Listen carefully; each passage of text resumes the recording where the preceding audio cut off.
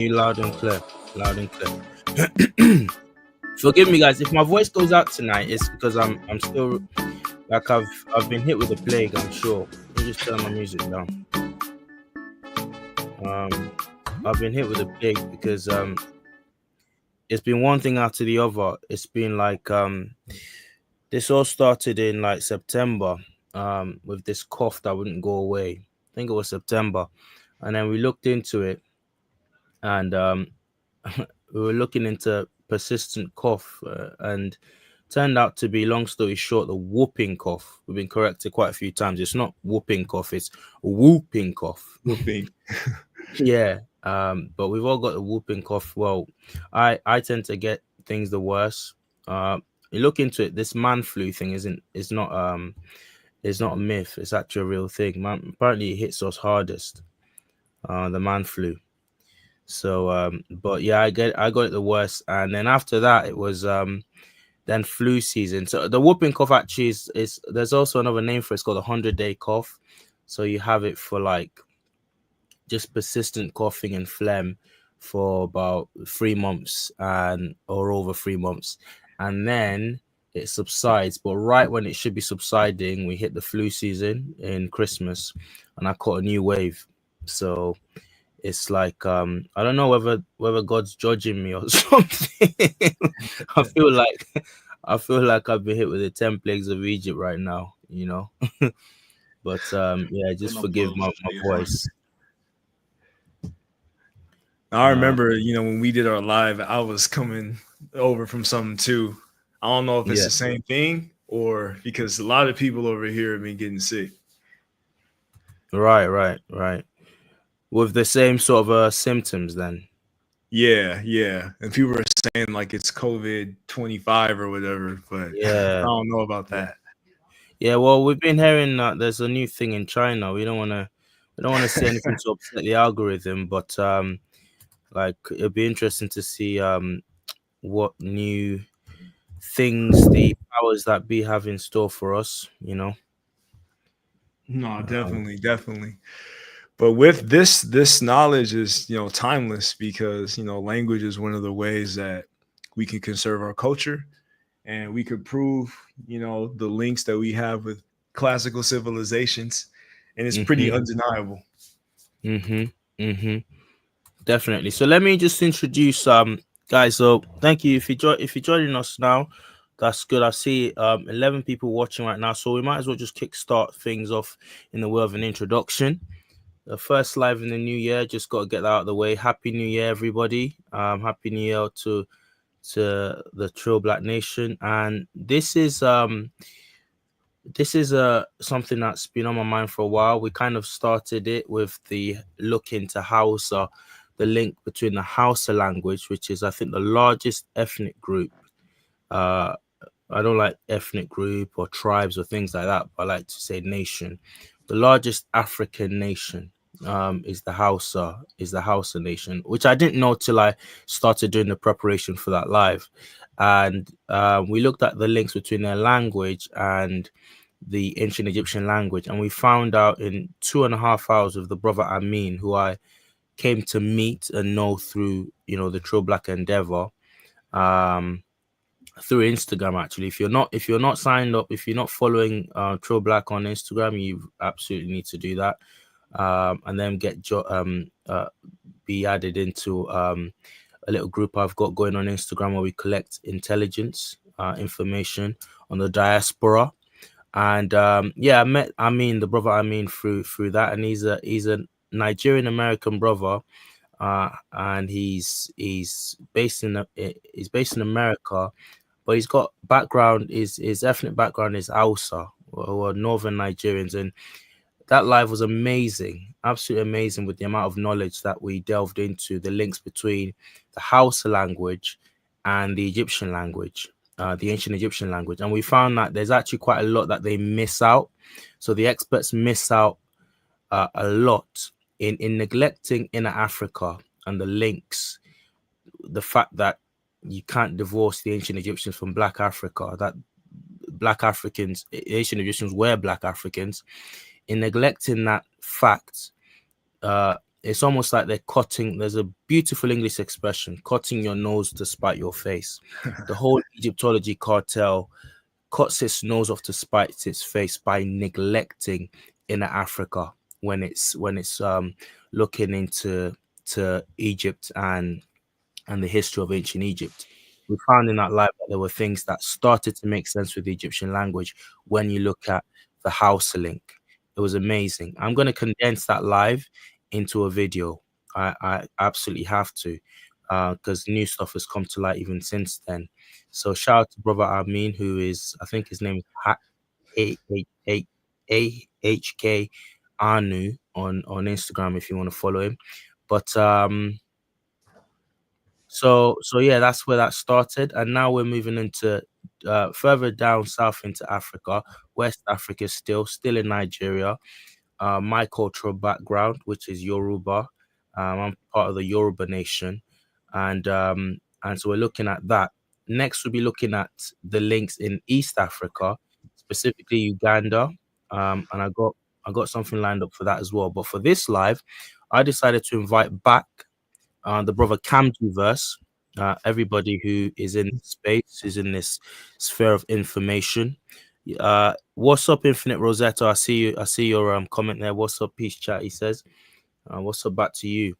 But yeah, so everyone who's in this space, you will know. There's no doubt that without a shadow of doubt, you will have heard of Kamji verse. Even if you've forgotten that you've heard of Kamji verse, you would have come across a Kamji verse video. So I'll let the brother Kamjiverse quickly reintroduce himself, and Yes. then I also let our extra guest, our second guest, introduce himself as well. But yeah, go ahead, brother Kamji. Yes, yes. Appreciate Tro Black, for inviting me on again on this wonderful channel. I had a great time just discussing Bantu and some of the flaws of the scam of Bantu, the colonial scam on the last live that we did. And, for those of y'all who don't know, I'm Kamji. My channel is basically centered around linking modern Africa with classical Africa, particularly the Pharaonic civilization and the Pharaonic continuum during the dynastic era. But we also discuss things from, contemporary African politics, sometimes getting into relationships, spirituality, or whatever, topic I think is like fun, engaging, and influential. And, one thing that I pride my channel in is making the kunologist mad.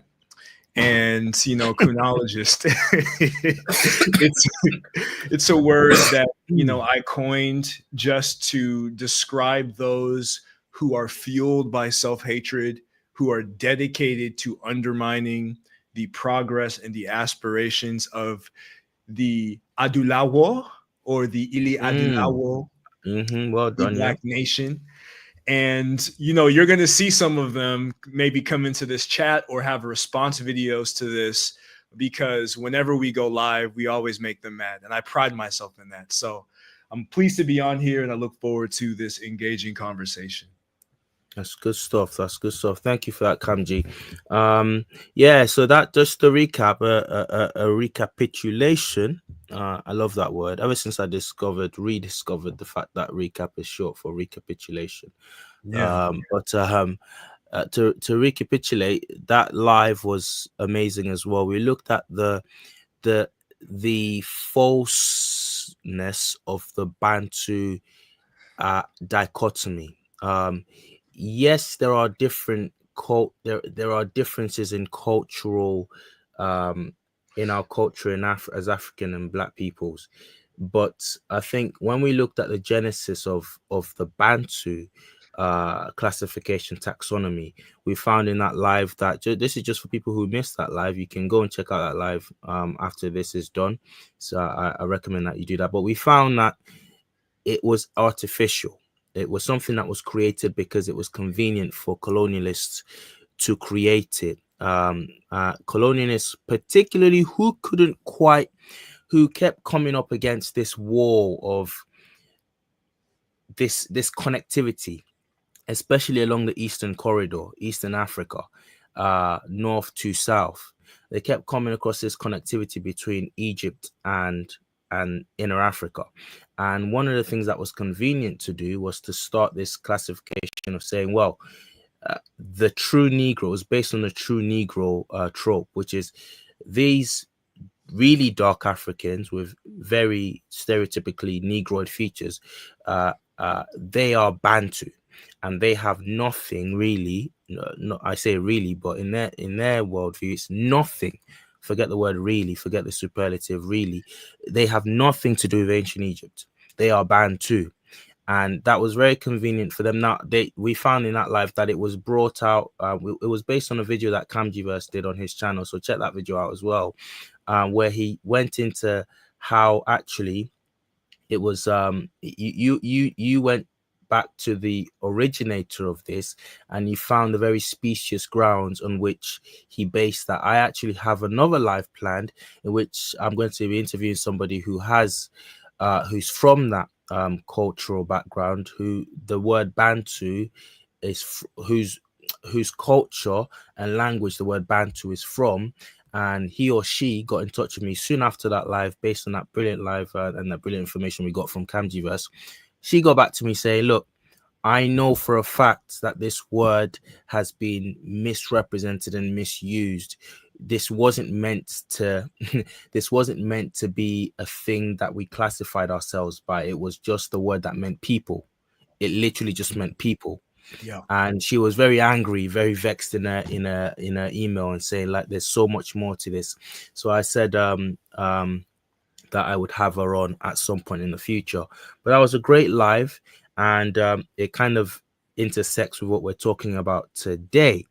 Now, the brother I've got on as a second voice in this, or third voice, is my brother from the UK, brother Tommy, and his full name is Tomiwa. He's he's from the same heritage. He's from the same African heritage as I am, but you know, he's diaspora Nigerian like myself. He lives and works here in the UK. He's got family here, but he's back before. Let me just say this: back before. And let me know, chat, if my voice is waning. So, because again, like I said, I'm recovering from a cold. But back before, way before True Black was True Black, before I had a deep interest in this stuff, the brother Tommy here was onto a lot of these things that we're going to be discussing. And I remember a while back, me and Tommy go way back. He sent me the article that this live will be based on, and I just wasn't interested. I wasn't interested at the time. I actually thought it was far-fetched. So I owe Tommy an apology. This was years back now, but I owe you an apology because back then I thought, oh, it's far-fetched. Come on. There's no link. There's just no link between Inner Africa, especially that deep into West Africa, the Yoruba nation and the ancient Egyptians. Fast forward to now, and you know, we're talking. I've got a channel based on this stuff, and I'm looking at the article that he sent to me a few years ago that I had no interest in back then. But yeah, so I'm gonna let the brother Tommy introduce himself, let him give a better account of himself, and then we'll get popping into the case study. Go on, Tommy. Yeah, thanks for the introduction, Victor. So yeah, I'm my interest really is in the historical. So I think I share interest with Kamji from that point of view. I generally tend to be interested in classical history, regardless of location in the world. But I'm Yoruba, so I have a deep interest in my own history. And one of the things that I really sort of have had a desire for many years is what the actual histories of my people is. So I know a lot about the migratory history of my people, and I can name kings going back time immemorial. But I always wonder, where did they actually come from? So that's, I guess that was sort of my connection to this conversation tonight. And I came across years ago the connection with Northern Africa, Egypt, and I thought yeah, the sounds interesting, but I found the linguistic connections very, very interesting and not coincidental. So that made me start thinking maybe there is some link here. And in our oral history of the Yoruba people, we essentially migrated from, some will say Mecca, some say sort of North Africa, um, but there was a migratory movement down south towards to the Western Atlantic, where they settled today and created us their civilization there. So how accurate that is, you don't know, but we know the language goes back, and language is almost the last thing you lose in any culture because you sort of keep the language longest. So that's something I found interesting. So it'd be interesting to see how we dig and flesh that out in this conversation. All right, all right. Good stuff, good stuff. Um, just take a look in your. I sent you a message in the private tab, Tommy. But yeah, we'll proceed, and I'm gonna just share with the stage the article. Now, the article is. I see you smiling, Tommy. The article is by I say the great Theophile Obenga, and so I take it we've all read this article, but I'm just gonna take us through it. I'm gonna share my screen. Let me see. I can do this. Actually, I don't want to do it this way. Move. I'll present it another way. Okay. All right.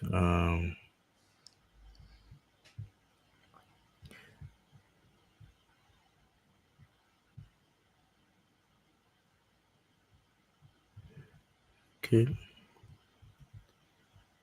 There you go. All right.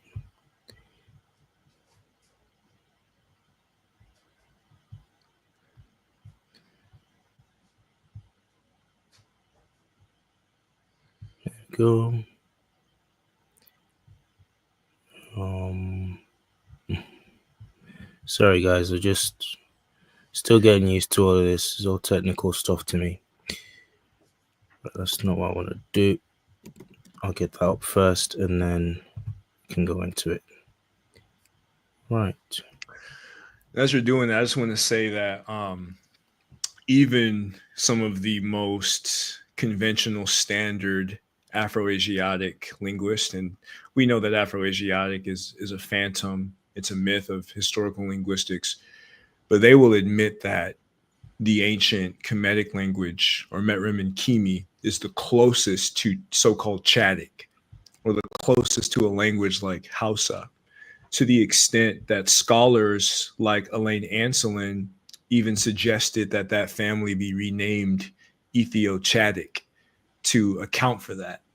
So that's just one thing to consider when we're talking about, linguistics, is the fact that northern Nigeria has a closer relic than any other language on earth, to uncovering these sounds. And we'll see with Yoruba, if you could establish a relationship between Yoruba and Hausa, you can get the same thing with Yoruba as well. Well, I was going to say this. One thing that we'll find is that they in discounting in Africa and the quote unquote Bantu languages, they miss out the tonality in the Egyptian language.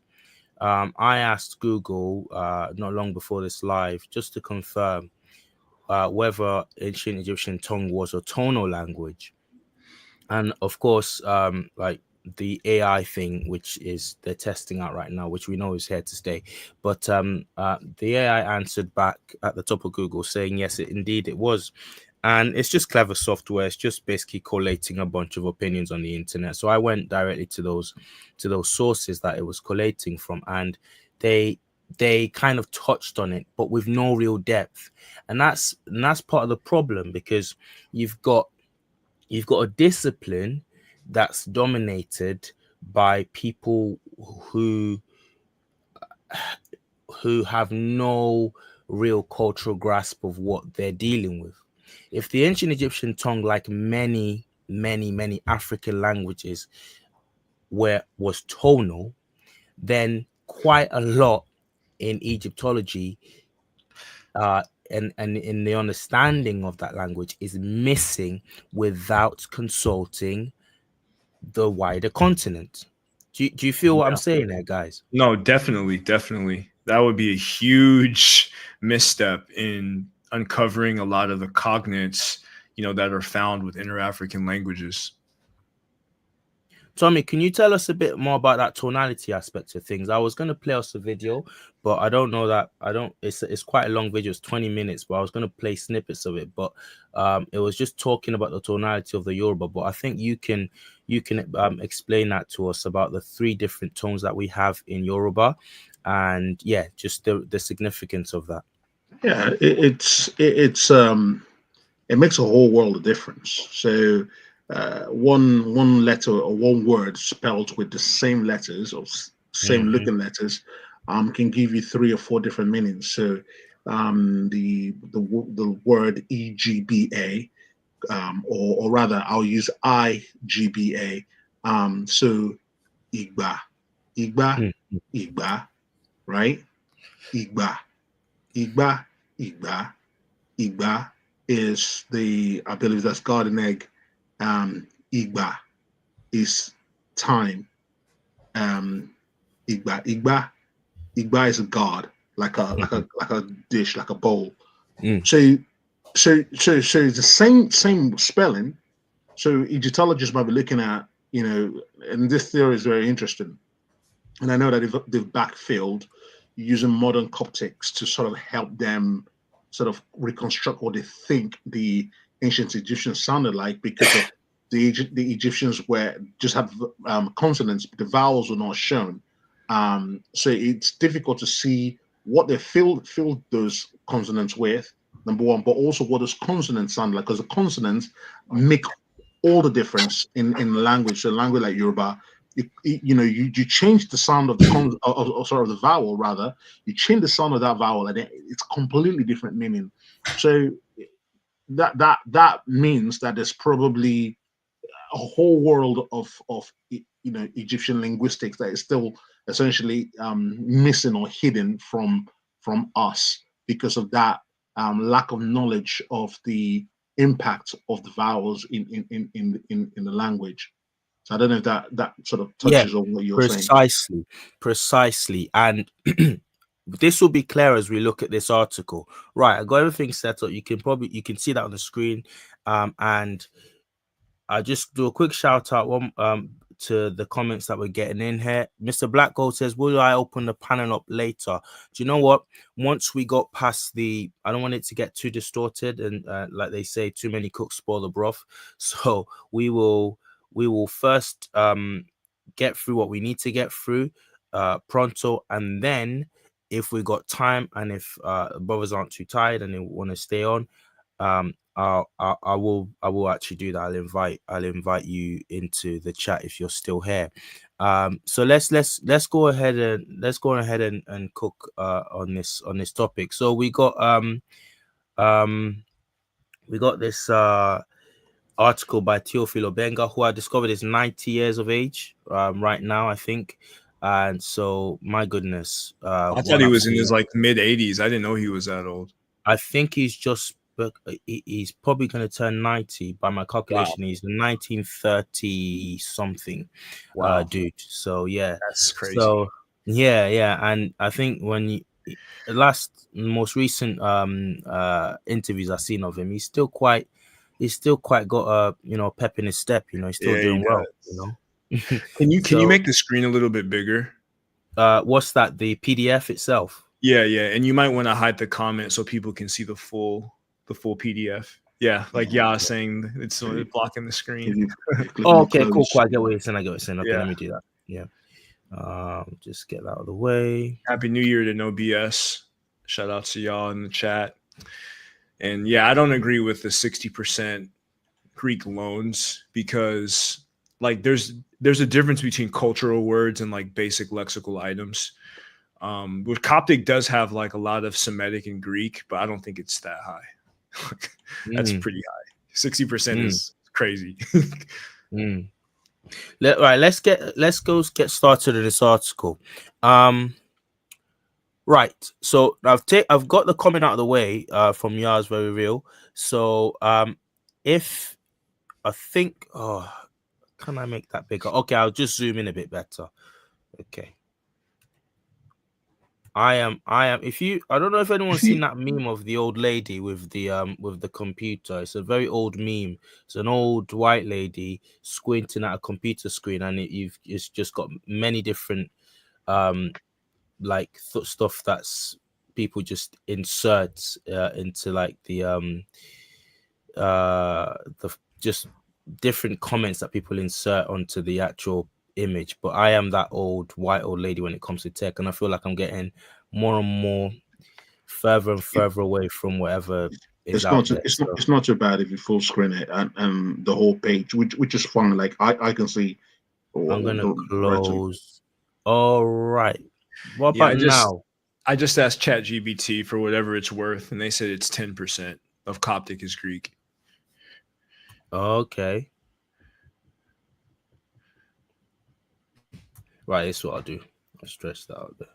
Can I move that? I'll move that. Right, I got rid of that. Cool. And I yeah, I hope don't that's think clearer. it looks clear to me. Someone Yeah, in it the looks chat's clear. talking about Hebrew. I don't know if you want to comment on that, but I don't think that there's a The deep relationship. connection. No. Okay. As Yon Romano, he says, "What do you think know about the Yoruba Paleo?" Well, let's get through the Egyptian connection, and we might, if we got time, we'll talk about that. But yeah, Yeah. hold that thought, Azion. Thank you very much. Nice to see you here. First time I've seen that name in a live here, but thank you for joining us. Right. Any language in the world does not change its tradition from its birth to its death. Greek language, with its many dialects through time and space, since the Mycenaean idiom, will always remain Greek and never some other language like Phoenician or Latin. Likewise, Yoruba will has been always Yoruba since the remote past. If Yoruba and ancient Egyptian pharaonic language show very close sound correspondences between them, it means that the two languages are genetically related. Now, Theophil will go on to explain this genetic correlation better in this piece. But Kamji, do you have anything to say about that statement there that I've Yeah. highlighted? Yeah. No, I mean, every time I have this conversation, people think that genetic relation means like biology. But obviously, like in linguistics, it means something different. It's basically referring to the systematic correspondences in the vocab at a phonological and morphological level, primarily. And when you see the correlation between Yoruba and Egyptian, it's so much that it can't be due to chance. Like chance is like a one off or a two off, but when you start to get into like 20, 30, 40 correspondences, you have to at the very least describe the mechanism of borrowing or just admit that the two languages are genetically related, meaning that they come from the same ancestor. So, yeah. And when we say genetic related, I want to talk genetics in a biological sense. We're talking about at the very base level Yeah. of existence, of biological existence. Now, um, that's the same when you carry it over to linguistics. He will go on to explain this, but let me give a quick Reader's Digest. We're talking basic words here.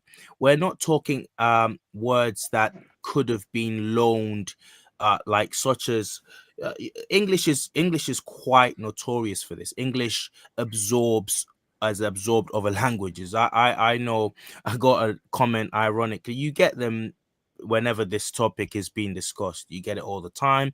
But hurt types will come in and say things. I think it was on a video about scripts, and the guy was in the comments, ignorant comments, and yeah, well, you still use the English script and whatnot, but unbeknownst to that person, the English script isn't actually the English script. It's borrowed.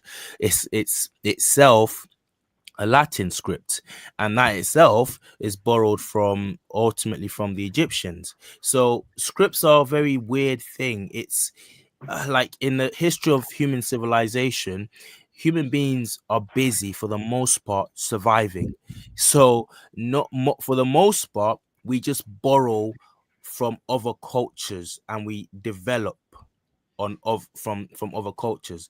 Think about it. In the whole of Europe, what they use is not an English script, it's a Latin script. Actually, it's actually a Latin script. So my point here is that to take that to a linguistic element, English is quite dynamic for that. That's one of its strengths. But and another that can be seen as quite lazy, because actually English absorbs quite a lot. There's a lot of words in English at a deeper level, at a higher level, that are just compositions of other languages, literal Latin, Greek, even African languages, Yeah. voodoo, mumbo jumbo stuff, Banana.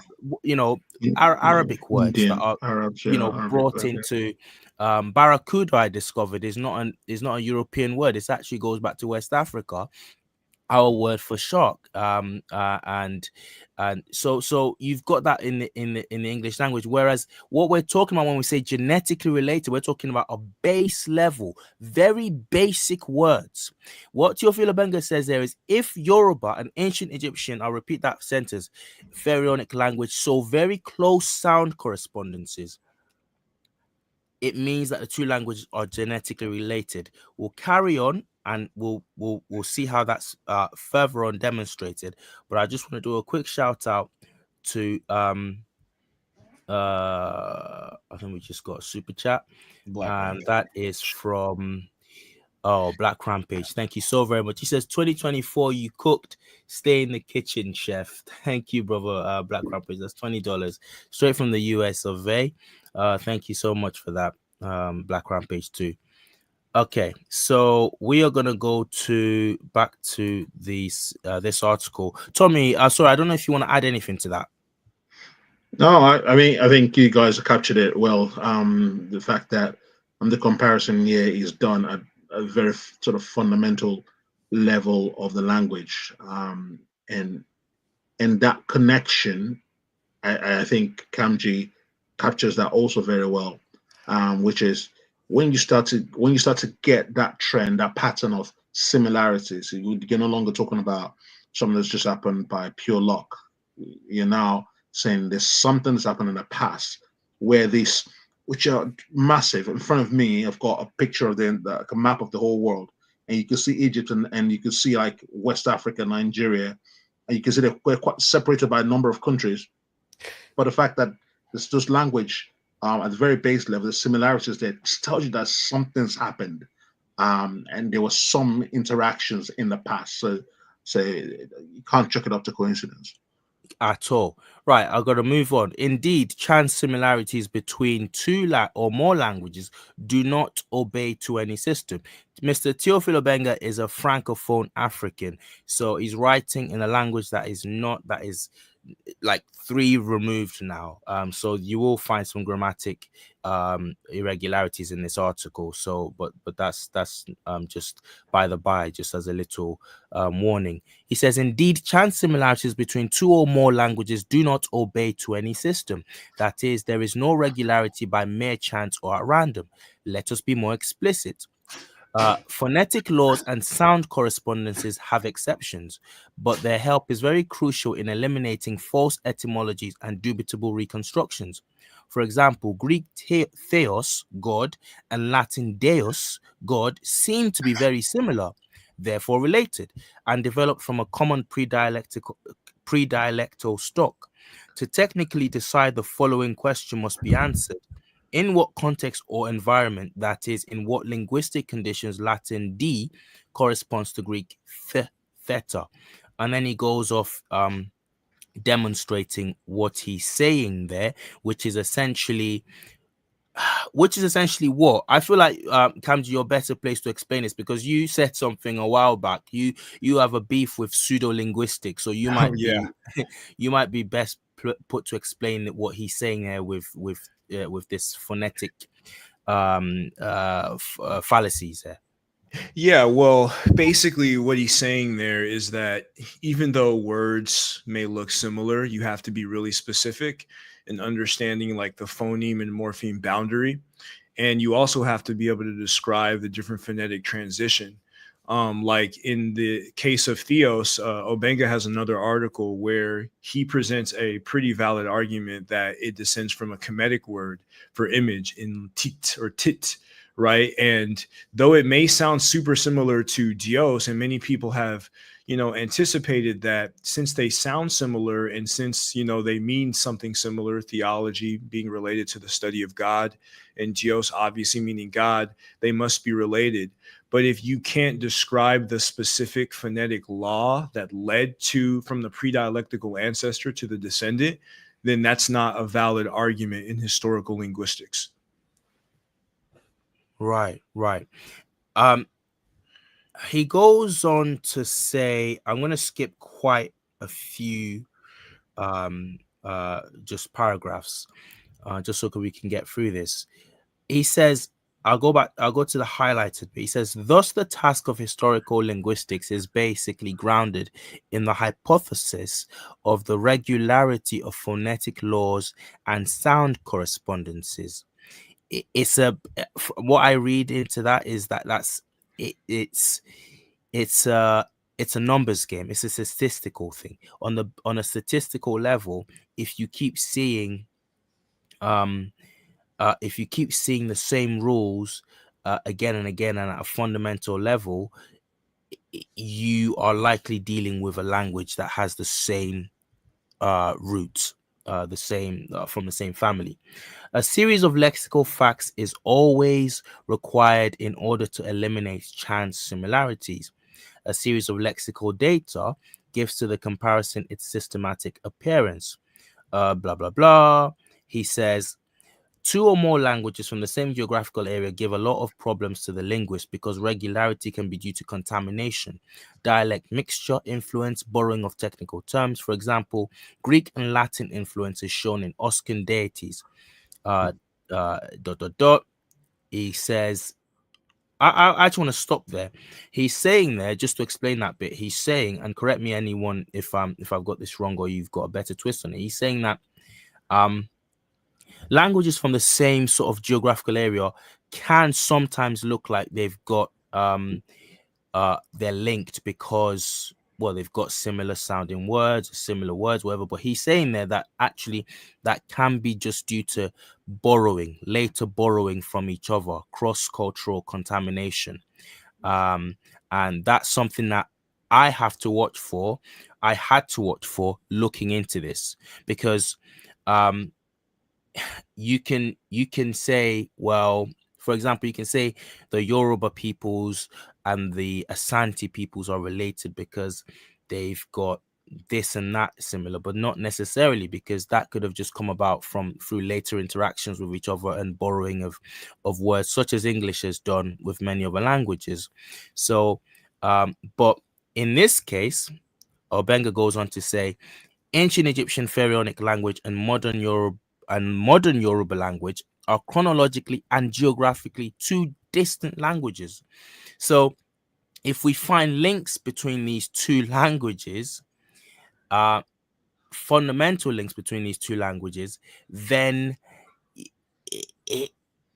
based on how far geographically the two nations, the two places are from each other, it's likely not to be cross-contamination or artificial cross-contamination.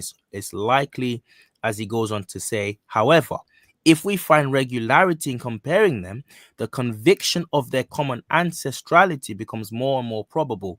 They belong to the same linguistic tradition and community, although their historical and spatial depth might be enormous.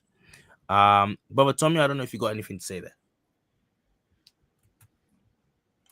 No, I think that's fair. Again, one of the thoughts that came to my mind was potentially maybe there was some type of cross fertilization through trade and interaction. But the thing that I find I so struggled is that this a massive geographical distance between both peoples or both the, the ancient Egyptians and the Yorubas, that it feels quite far-fetched to say a lot of that linguistic so translation was done by so trades and interaction.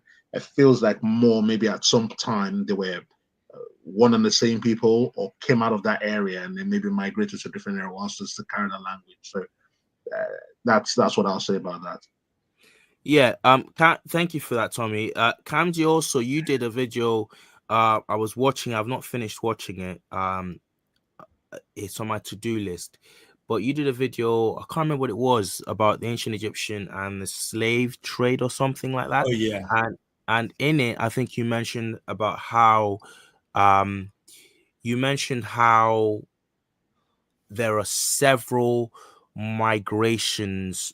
There were several migrations out of Egypt, Yes. and this would account for why we find, and in different directions, and this would account for why we find just links throughout inner Africa or to the ancient Egyptian tongue in different ways. Yeah, no, this article is important because, as I stated before, when you have such a large number of connections, you rule out chance. You completely rule out chance. Now, if you want to deny that there is a deep relationship and that they are part of the same language family, as many chronologists try to do, you still have to describe the mechanism by how there's so many similarities in different phonetic and morphological categories.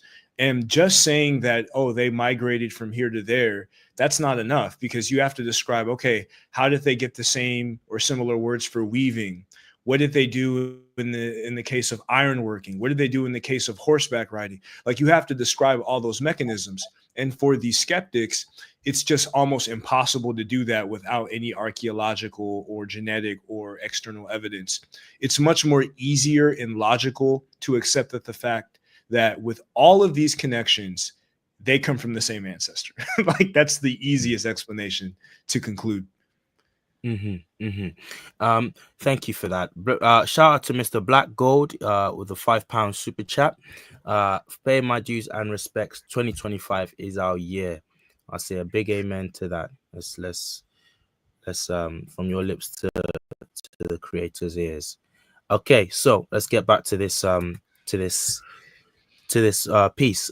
In his classification of African languages, the great scholar Joseph H. Greenberg completely missed this crucial point of comparative method, that is, correspondences and laws of sound change. Therefore, his classificatory models are not required by the rigors of the comparative method. There is no systematic sound correspondences across African languages investigated. Greenberg's method is simply the technique of the description of mass comparison without comparative method. Now, I'm going to summarize that in very, very, very, like, probably limited layman terms. What I understand him saying in that paragraph, his critique of Greenberg in that paragraph, is that there hasn't been a detailed study. There's been a kind of perfunctory glazing over in terms of classifying African languages, but there hasn't been a comparative analysis done of them. So it's going to be like the conclusions of people like Greenberg. I'm not privy to the plethora of works that he produced on this, but the comparisons are going to be shallow. I think is what he's saying there. I don't know if I'm right there, but I did do some research on Greenberg. Now, Greenberg was actually interesting. Greenberg, I'm gonna share something else with with us, and it is, let's go. I'll stop sharing this, and it's just about who Greenberg was. It was a great linguist. It was an amazing linguist, but he actually had some. Let me see if I can share an image of him. Okay, so there's an article that speaks about his contributions, and I'm not gonna go into it because it's just trying to share the screen on that is just another whole palaver. But what I'm gonna say is he was a great linguist, known for his work on North American languages, Native American languages, and African languages.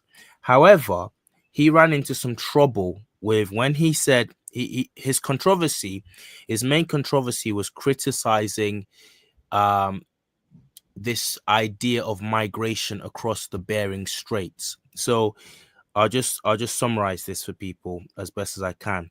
There's a theory that the peopling of America happened across the Bering Straits, and in the Bering Straits is a northerly stretch that they theorize of land that they theorize was in place thousands of years ago, whereby people came over from Russia.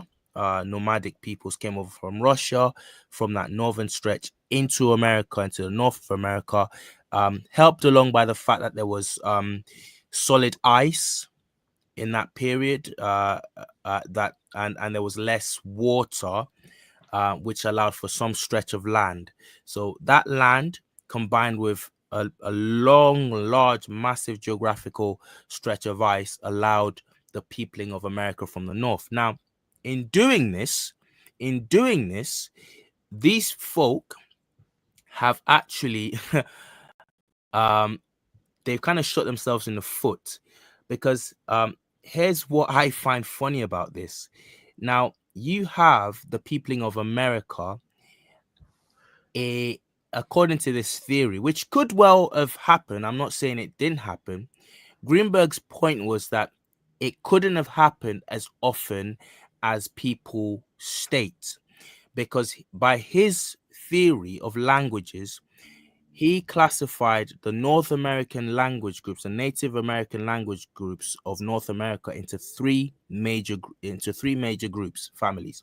And he said this evidences three major migrations across the Bering Strait. Okay, if you believe it actually existed. Now, he ran into controversy because people said, no, there are at least 200 main North American language groups, native North American language groups that we can find, fundamental. And he said, well, and they were saying on that side, they were saying, thus we believe that there were numerous, about 200 of these major migrations. But he said, his quote at the time was something like, well, if this is true, you'd need a traffic control. You'd have needed a traffic controller at the Bering Strait, because this is ridiculous. Like, you can't have, over such a harsh terrain, you can't have a migrate, like so many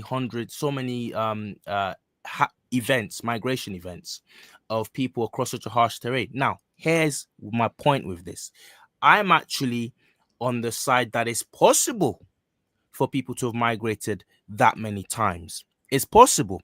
But the hypocrisy is that when it comes to inner Africa and a less harsher terrain, a terrain that Africans have for millennia mastered, see the Tuareg, see the Berbers, for millennia mastered, they claim, no, you couldn't possibly do it. You couldn't possibly have migrated so many times across the Sahara. Whereas they're telling us thousands and thousands of years ago, before man mastered different, animals, beasts, and methods of travel, that actually, people were crossing this icy north geographical area to the tune of hundreds of times. I don't know, chat. I don't know. Does anyone see the problem? I see what there? you're saying. I see what you're saying. Like, it's hypocritical to have one standard for the Americas and then like remove the standard for Africa. Yeah. But these are very, very, very educated people that it's very hard to convince them of their own bias, because apparently, they're not biased and they're just experts seeking the truth. But I just found that very, very interesting. But yeah, that was Greenberg's take on that whole controversy, and I thought that was interesting that he should fall on that side of that debate. I don't know if you have anything to add to that, Tommy. Oh, I've got nothing to add to that. Yeah. Okay, cool. So I'm gonna put back the Obenga article here. So we go on. For a scholar like Bronislaw Kasper Malinowski, 1848 to 1942, everything from non-Western world was primitive. Hieroglyphic script and Egyptian grammar, primitive languages, blah, blah, blah. Basically, Bronislaw was, again, another racialist masquerading as an academic. He didn't see the value in any sort of quote unquote primitive groups and their languages, and he called them primitive. And I think he had a theory as to the reason and language that didn't favor us too well, African peoples. But did it just out of interest? Did it consider the Egyptian scripts and hieroglyphics primitive? No, he didn't. But then I think by not doing that, he divorced it obviously from the Africans. So like I was reading an article again. I was reading an article by a Ovid Sellers, I think is a theological linguist, and he was comparing very briefly the Egyptian tonality with African tonality. And I think he said something like, "We can't compare the two. The similarities only go so far because one is primitive and one is very high." I just thought because it was ironic because I was looking for articles, detailed articles on the tonality of ancient Egyptian, and he could come so far as to say, "Oh wow, they're tonal just like the African languages are," but he couldn't go as far as to then say, well, that means there might be somewhat of a link. So he just glazed over that part with that kind of a comment. But it's constantly happening. Bronislav is actually, if you look him up, he's a he's a heavyweight in anthropology. Polish heavyweight in anthropology, and his work still influences anthropology till today. Similarly, but to a lesser extent, the other guy, Sellers, and this is the thing again, is that we can't these studies and disciplines can't begin to properly do their work without admitting to the corruption of these influences. Do you know what I mean? Yeah. Yeah, they're racist. Their linguistics is like one of the many branches of anthropology rooted in colonialism. Yeah. So it's something that, I mean, is there, and as Black peoples, we just have to move past and ignore, because if you're taking a lot of these Western sources as, I mean, everyone has bias. We have bias doing this right now. We've got bias for a particular worldview that we're trying to shed. But the difference is we own that bias and we believe there's evidence to back that bias. Ubiquitous evidence, plain evidence. But the other side doesn't believe it's got bias. It doesn't believe it's touched by a history of bias. And that's the difference. Whenever you come to these debates, I find the most useful debates are had when people on both sides first lay down their biases, and say, look, this is what you're dealing with when you're coming to me with your arguments, and this is where I'm coming from. But if we pretend all the time like, oh no, I'm just here for the study and whatnot, and I'm not colored by this and that, then I don't know, this doesn't bode well. So Indeed. here it says, consequently, all ethnographic linguistic data, grammars, and dictionaries written in 18th to 19th centuries on African languages must be used, this is the point we just made, with extreme forethought. Yep. Right. Sorry, do you want to say something, Kamji? No, I mean, that's facts. Like, and I'd even add that, like, not only are most of them like Christian, but they're like a particular racist, Calvinistic Western Christianity that's influenced in them. Like, they don't mention the influence of African Christians in their work. They just try to have their own colonial agenda. Mm. There's so there's a there's an interesting point in that, but I'll come to that later. We've got time. For example, and I've highlighted this purple for a reason. I'm hoping that anyone can chime in. You can come in anytime I'm talking here. So Tommy, if you got something to say, please feel free. For example, Christian missionaries have translated the word okue in Bantu Mbonchi Congo by evil or to evil or devil, demon. In fact, says Teofilo Benga, okue, I don't know if I'm pronouncing that properly, plural, ikue, means a dead or dead person or dead man who has It sounds become to be a powerful spirit in the afterlife. The Egyptian correspondent is Ak, Yeah. to Wow. become a spirit of Ra in the afterlife, or Aku, power of a god, etc. The concept of power, glory, mastery is the preeminent meaning of the word Okue. I got something pretty key, pretty interesting on this, but I'll let you guys chime in here first.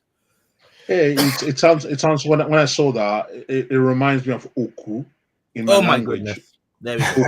Oku literally means dead, the dead. Yeah. So when I saw that, I just thought that sounds like Oku. So it's yeah. Go on, Kamji. Yeah, I think I have a cognate list of a word that I may think is similar, but just in general, like it just goes back to, us needing to control our own language and literature. Because another example that I can think of off the top of my head is Nzambi being God for the Kikongo people, and that basically became zombie or like an evil dead thing in European Wow. languages. So like we could find numerous instances of this occurring across the continent. Wow. So what Tommy said there was actually so I thought the same thing. I thought exactly the same thing. Our word for dead is oku, and um, or if you that's a dead person, and iku is just death. And again, I can't remember what you said about this, Kamji, but you're talking about something quite technical last time we were here, and it wasn't so much the before and after vowels, but the consonant in the middle. And you see that with this word with the Egyptians as well. The ak, Hmm. that k that k. I don't know if it's a glottal sound or whatever, but is The present. velar. Right. And it's just again, it's the first thing. It's the first. This is the first instance in this article where I thought, okay, this guy, this is going to be interesting because he makes this point later in the article. This is a very basic word. Every Yeah. civilization has its own word for the dead or Yeah. dead things, right? What are the chances that they're not going to be borrowed?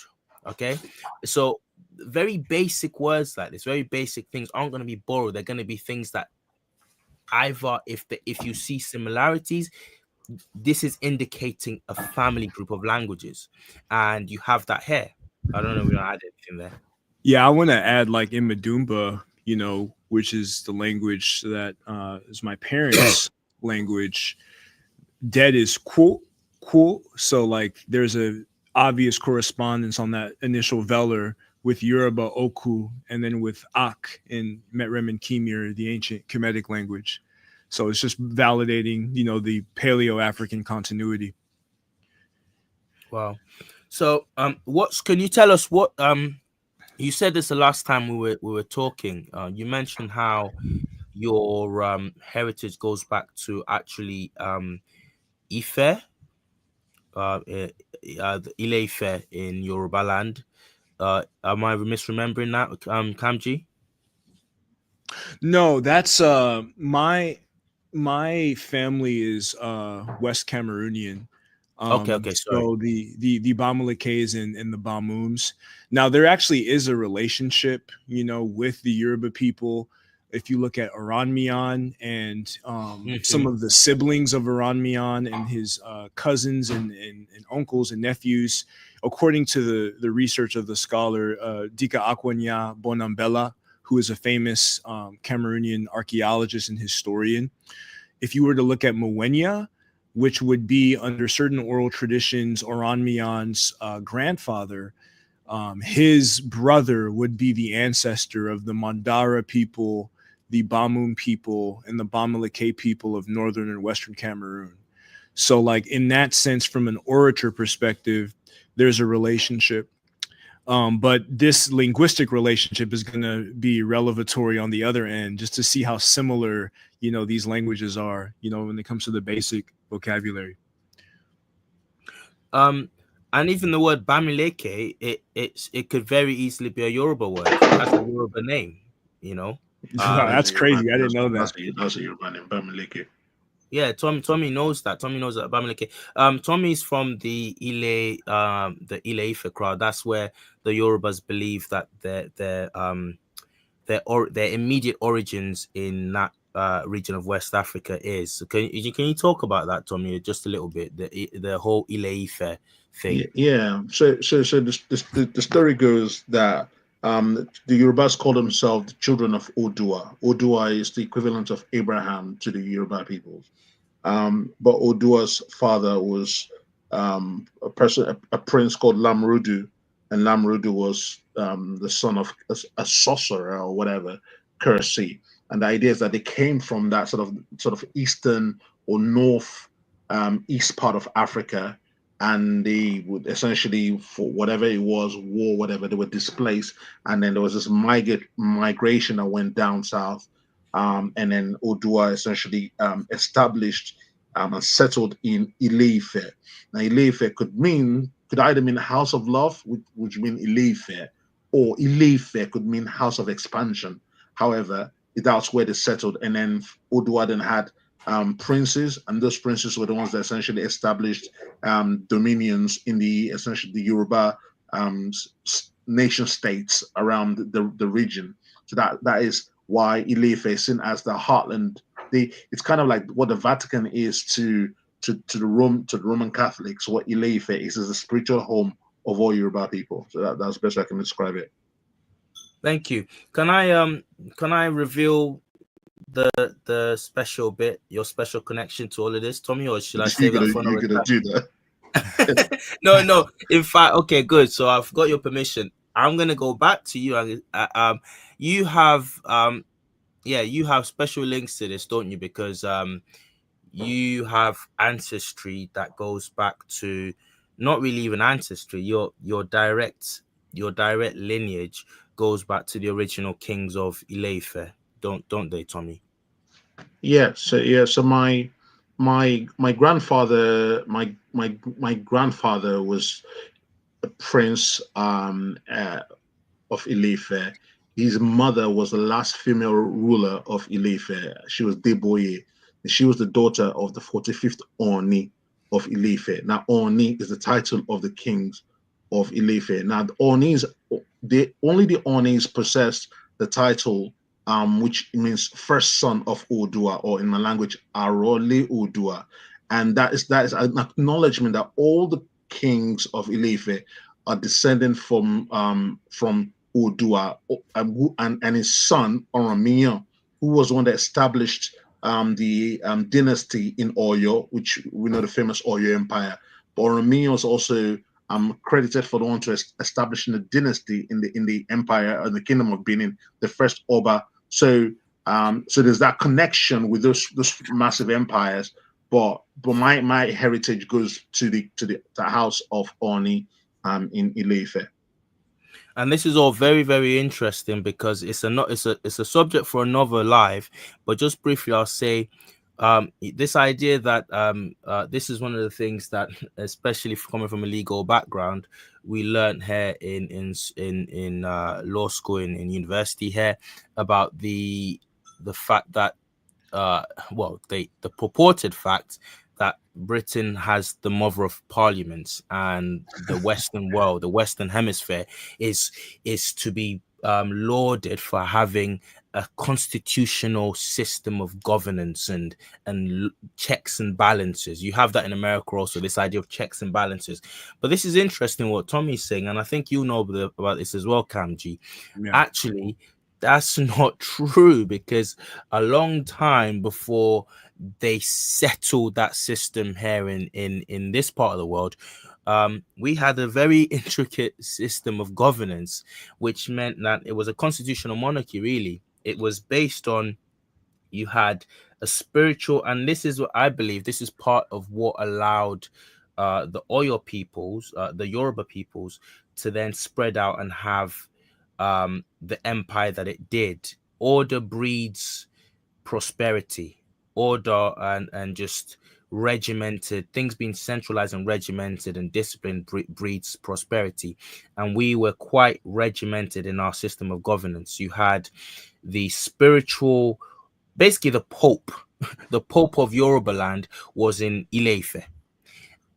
The political sort of, the executive power went out to the Alaafin of Oyo, which is the king. The he would then be like the, I don't know, the practical leader. So you've got the Pope in Rome, and you've got the Oni of Ife in Ife. Then you've got the Charlemagne, let's say Charlemagne there in France with his empire, and that equivalent would be the Alaafin of Oyo. And that system, you had a system whereby the king, the Alaafin of Oyo, wasn't just a monarch who could do what he wanted. He was answerable back to the spiritual head in Ife. He couldn't just do whatever he wanted, because the Oni of Ife, the people, the Oni of Ife could at any one time, if the king was going beyond his bounds, basically demand that the emperor at Oyo commits ritual suicide. Yeah. And literally that was it. If you were seen to be a king abusing your position, there would be a council called, which I think was the Oyomesi, Tommy. Oyemesi, yes, Oyomesi, a council Oyemesi. of the king's nobles, and they would be called, and they would say whether or not the king's gone too far, and they would present the king with an ultimatum: commit ritual suicide or we'll remove you. You've gone too far.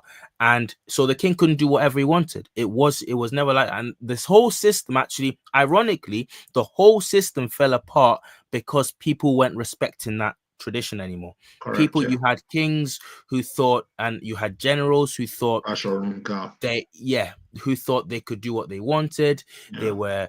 They were enticed by the slave trade, the lucrativeness of the slave trade, what the Northerners were doing with the Islamic empires of Danfodio, and then people started disrespecting their own cultural practices, and that's when it all fell apart.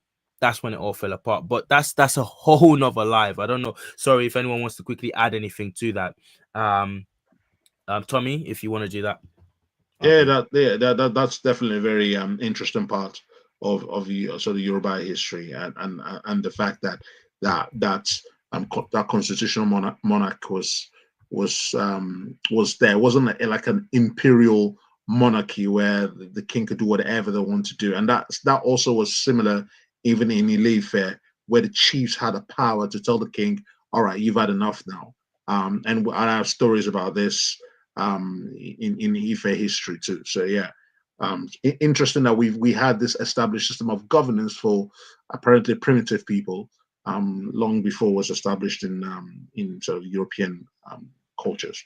Yes, yeah, and in fact, you could have what was I going to say? It was also the case that the king's children, or if the king's son wasn't an automatic shoe-in for the position, he had to be confirmed by the council of the Oyomesi, and if he wasn't found worthy enough, they'd give it to someone else. And it didn't have to be in the line of that same king. Just an interesting comment from Soul Poster here. Oromiyo, also known as Oronyo, was a legendary Yoruba king from the kingdom of Ile-Ife and the founder of the Benin kingdom and the Oyo Empire. So that itself, that system spread out and created a sort of, not a tributary, because the Benin kingdom itself was then became its own empire in its own right, a distinct and mighty kingdom in its own right. But the Benin peoples come out of this tradition of Ilefe. In fact, our languages cross over quite Correct. um yeah, a lot of, in a lot of ways. So thank you for that, Yeah. Soapos. I've not seen you before, but good to have you with us here in the chat. Okay, so let's let's move on. I've got a note here. So Teofilo Benga starts to go off into, he starts to go off into like details. Okay, and he's listing, he goes, this section is called lexical correspondences by plain labial stop B initial. And this is just a list of words that correspond with the ancient Egyptian. Now, the first word here, ba, to germinate, the Yoruba word to germinate, agrarian world, I couldn't find. I racked my head for. I thought, oh, I went off to a great start, because I actually don't know. I actually don't know what this word is. I consulted one of the oldest Yoruba to English to Yoruba dictionaries we have, and that also that disagreed. So I don't know what he's talking about here. The corresponding ancient Egyptian word is ba here, to hoe crops. I've got a note here that I wrote down. Okay, and I think it's important. Who is the word known to me? Okay, kinko who, to grow something or to germinate from the ground. In Yoruba we say "Anhu nkan." So we're growing something, or eso who, Latinu lewa. That's the word I know. Okay, but nota bene, the tonality of Yoruba and many West African languages help to explain the multiplicity of the same seeming sounds, similar sounds for different meanings in Medu Necha. So, for example, I might not know what this word "ba" means right now, okay, but kind of, okay, so I'll just kind of read my note and then I'll explain. This may explain why some seemingly monosyllabic and monotonal sounds seem foreign to a native speaker. So, for example, you might think, that's such a basic word, ba, okay? Why wouldn't you know if you can recognize it? Well, because it depends on the tone, okay, of how you say this word. And even our anglicized tonalities that we modes of tonalities that we use aren't sufficient, I've found, for actually explaining, for executing the tones on our speech. So at some point we're gonna have to develop our own complete, like, uh I think we have done that, but we need to popularize it, and it needs to displace the Latin script. But we have to develop our own scripts, because I think the Latin scripts and the Latin tonalities that we symbols that we use for tonality are insufficient. Now, this word "ba" might, Teofilo Benga might not have made a mistake here. It's just might be foreign to me. Now, you might say, but that's like, that's a foreign person might say that's basic. Like, why wouldn't you know whether you've heard that? Well, in English, for example, I've got here a big technical speciated word in Yoruba is not necessarily, as in English, long and drawn out. So this might be another word. What I mean there is, this might actually be another word for growing something, to germinate something. However, just like in English, you could be talking to, we take for granted how in English, um, someone could use the word idiosyncratic, uh, and or a word vicissitudes, and you think, well, what the heck does that mean? And the vicissitudes just means the ups and downs of life, and you could say, why didn't you just say that, brother? But in English, the more complex a word is, the longer it is, the more syllables it has. And we all in the room, when we hear it for the first time, we say, "Oh wow, well, that's a big word, bro. That's oh my goodness, you're busting out the dictionary." But in Yoruba and in tonal languages, the more speciated, the more technical the word doesn't it doesn't necessitate the word being longer. It just means, it may just mean, and quite often actually, not may, just means that a different tone or inflection is put on the same monosyllabic word. You know, just the same word, but a different sound to it, and you've changed the whole, and there's a new word you never heard. This happens to me all the time, as I'm a young diasporan Yoruba boy living in the United Kingdom, and my mom will say something, or the elders, the old heads will say a word that I've never heard before. But you think, how have you never heard that word before? It's literally just sounds like, to the untrained ear, it just sounds like the other word. Yeah, I've never heard it because it's a different tone, a different inflection put on that word. Does that make sense to Yeah. anyone in the chat? So what I'm just explaining why this word might seem foreign to me. It might be a more specific word used, a more technical word used by agriculturalists in Yoruba land that I've never heard of, but I just know the common term, which is to germinate, that who to who something. But Teofilo Benga says it corresponds to the ancient Egyptian to hoe in relation to crops. Tommy, I don't know if you want to add anything to that, if I've butchered that explanation. No, and I think the question that came to mind really when I saw this was, is that, does he have a GB? Is it GBA type of word? That has more remote, so that is less used, but is related to the word. Stop it right now. Sorry. Stop it right now. I discovered see, this is the thing. Something's been lost in translation. Teofilo Benga is a francophone, a Congolese man with his own. What he's done here, he's made more power to him, but he's made a few errors here, and we'll see what happens. With due respect and humbly, I say that becomes apparent to the Yoruba speaker as you read this article going forward. There are a few words he doesn't quite spell. The word you're saying there, were you going towards be? It could be bet. It could be bet. So so because I looked at that and I thought, and I went through the different iterations of ba, and I thought that doesn't make sense. But what if you put a GB in there? Because we have the sound b, which is GB, right? Then you get a different meaning really. So yeah, could be a lost in translation thing from wow. Yeah, that is literally what's going on here. I'm convinced of it.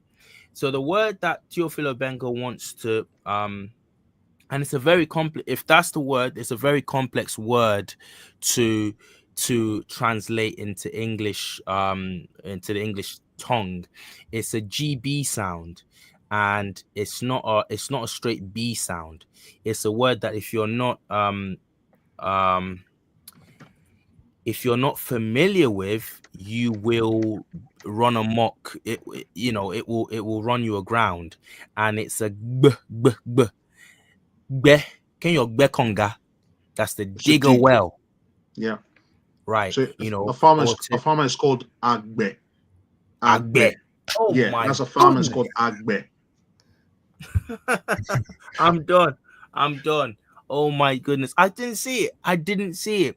And that's the word that that's the word that he's talking about here. It's a GB. It's almost like a B sound. But like again, yeah. And that's interesting to me. That the ancient Egyptians had their word for digging or to hoe something in relation to crops is that ba, or I don't know what that symbol is, that first symbol, B, and the two that looks like a 3. But I'd be interested to know if it's a be sound as well. So yeah, trill. Go on, Kamji. Go on, Kamji. It's a sign that many believe represents the alveolar trill sound in phonetics, but that necessarily hasn't been proven all the way. I think it's most similar to like an open A sound in phonetics, but it's been debated over like what exactly that's supposed to mean. Are you talking about a foot? Yeah, that 3, that phonetic. Oh, the 3. Okay. Yeah. Okay. Like a kind of sound. Right, Okay. right. And well, there's more to delve into, so we won't get bogged down there. Right, let's go on. You've got, and again, this is now we're just reeling off the similarities according to this paper. And So by the you way, can, but before you continue, first off, shout out to Yashua for that 2-pounder on the chat. oh, And then sugar, I missed it. Madumba to germinate would be like bid. So like a little, not this exactly the same, but like kind of similar to the Yoruba gba, be bid. Same thing, germinate ho. Same thing. Right. So oh sugar, I can't I will get back to that. I will get to that super chat. Sorry, I missed it. But okay, so we have the next word here is boo or boo. B. It's I don't know if we need someone who's I don't know how you'd pronounce that kanji, but Which one? The The W? second one, number 2. yeah, the second one, and it starts with a BW. But Yeah, the just boo. Just boo. boo boo. Okay, Mhm. this the word there that the equivalent in Yoruba is ibi. That's place. Mm. Okay, Or and ibudu. who said that? That was That's me. Tommy. Like ibudu is like home, like your place of where you reside. Wow, talk to me, talk to me. Oh my, Yeah, ibusun, that's what. Yeah, or ibudu. Like that's where you sleep. That's where you lay your head. the place where you lay your head or the place where you live. Ibudu. Wow. Or your You see, locality. Yeah. oh my goodness. This is incredible. This is incredible. Okay, we'll move on. He says be good deed. I couldn't really get that. I couldn't really get To give birth to. the yeah, to give. I know that to be is in Yoruba is to give birth to, but I didn't understand how that corresponded with the Egyptian Yeah. It's a be, which semantic means a good field. deed. So it doesn't have Right, to necessarily be like sometimes in ancient Egyptian, fire will correspond to burn or hot in the African language. So as right. long as if it's in the semantic field, you can have a cognate correspondence. Oh, so that's what he means by semantic Right. Semantic evolution there fluid, then. Yeah, yeah, Right, exactly. okay. Um, okay, and then you've got again, you've got number 4. This is why this has to be a tonal language, correct. because Yeah. you've got number 4 looks again, if the decoding is correct, um, is the same. It looks like the same word, boo boo, and it's to detest, to abominate, right? And if you look at the hieroglyphs on the left hand side here, the only difference between the hieroglyphs for number 4 and the hieroglyphs for number 2 is the fish and the 3 horizontal lines underneath the fish. Now, that from I'm willing to stake a claim that that's a tonal signification, the fish and the 3 lines, because it's the same word, boo boo, except it must be pronounced in a different way. It must be sounded out in a different way. And again, in Yoruba, boo, it's the same. What does that word mean, Tommy, in Yoruba? Yeah. It's just been abused to curse someone. Yeah. Um. Uh. To abuse you. And Yeah, and Yeah. Maduba, again, it's Kabwo. Or right. bull. What language is that? Madumba in West Cameroon, it's Kabwo. Wow. Same thing. Bull. Wow. Mm. Yep. Wow. Right. Okay. We'll just go on because there's a lot. There's a lot. Then again, we've got number 5, busi or bes, to initiate into something. And in Yoruba, we've got the word busi, to bless, or maybe you could To say add. oluwabusi or inkan, or to Mm. add to. To add to. Um, Yeah. yeah, to add to something. Again, that strikes me as some kind of an evolution is taking place there, but again, not really, because they look like they still fundamentally have the same meaning there. Okay, we'll move on. This bush sound, number 6, in the Egyptian is secret, and it's a noun as is denoted there. But in the Yoruba, the word is uh, boshe. I don't know. I think But boshe, but shit, boshe. that's sound like to cover something. Yes, to cover a deed or to cover. To cover Mm. the yeah bullshit, like to cover a deed, Mm-hmm, cover mm-hmm. an act. And you have it again there in the Egyptian um, lexicon. You've also then got let's just skip a little bit here down to this word BDT. The Coptic has been transliterated to bote or boti, barley. Um, Now I'm not sure it about this one. says, I don't know what you guys make of this, but it says boti here. Now Like a I type of couldn't corn. write malt of Guinea corn. Yeah. I couldn't think of the word in my head that that he's referring to here in Yoruba, but I do know that our word for um alcohol. Thank you, Azion Romana. It'd be interesting to know where you're from, Azion Romana. Oti is alcohol in Yes, or Yoruba. that's a really good connection. I didn't think about that one. Autism and alcohol. That's a really good one, actually. You think about it. Yeah. So I don't know why it's lost. Well, Yeah. here he's saying botti is a malt of Guinea corn. So again, that's a word that I've not come across. Thank you, Azion Romana. If you care to share, you can just let us know what your background is. Because Azion was quick to that.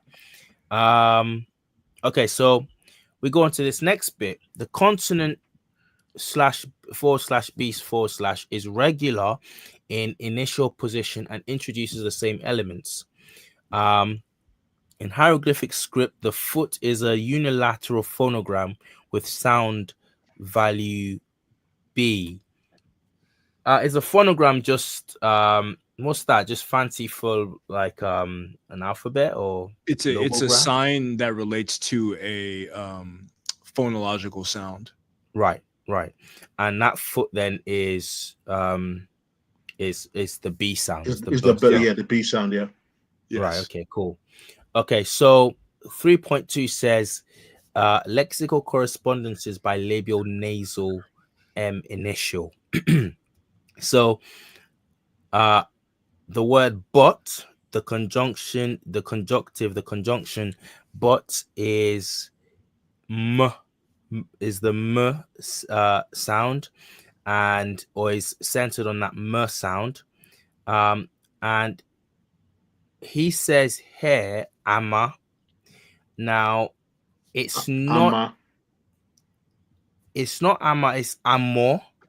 Tommy, do you know what I'm talking about? You Yeah, could I'm say more. that. Yeah. So I'm more. So I totally agree with you. The only thing when we pronounce this Egyptian, I think we need to have the appreciation that we're seeing the m sound or letter, as it were, in the Latin letter, but we don't actually have an appreciation of what the vowel the ancient Egyptian might have been using with that, right? So it might have been an o or a a that comes with that. We don't know. So Mm. there's something lost there, but we got a consonant that we relate it to, and then obviously we know the vowels that we use for that language, and then we can sort of see where the similarities are. There's two Yeah. words for but in there's two main words for but, the conjunction but that is popularly used. Um and it's shugbon is what's popularly used more now, but there's amo. Amor. And That's right, Amor. Yeah. when I watch like if you go on Netflix, Nollywood's doing a lot of good content on Netflix right now. Go into like traditional Yoruba storytelling and whatnot. And when they produce these movies on Netflix, they're really consulting some real Yoruba linguists, because they're using old-fashioned, when they make historical dramas for Netflix, they're using old-fashioned Yoruba, and the old-fashioned Yoruba for bot is more aptly this M, centered around this M sound, amo, No, more. that you see Right. here, that is talking about. Uh, this tonality thing, um, I think is actually undersold, is underappreciated, and it actually carries over. I just wanted to pause here and say that it carries over to African Americans.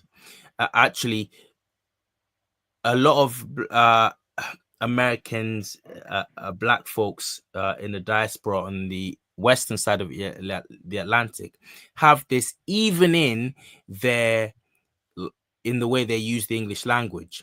Like, I was watching a video by a white YouTuber on, and he was talking very usefully about how advanced African American slang actually is compared to day-to-day English, and something that's been looked down upon a lot in the context of that culture is African American English. It's supposed to be lesser than proper English, but he looked at it and he was explaining how there's a lot of things that an outsider doesn't get listening to African Americans speak, but the African Americans speaking completely more aptly within their context um makes more sense to speak that way. And one of the things I caught on to that I don't even think the YouTuber himself appreciated was tonality.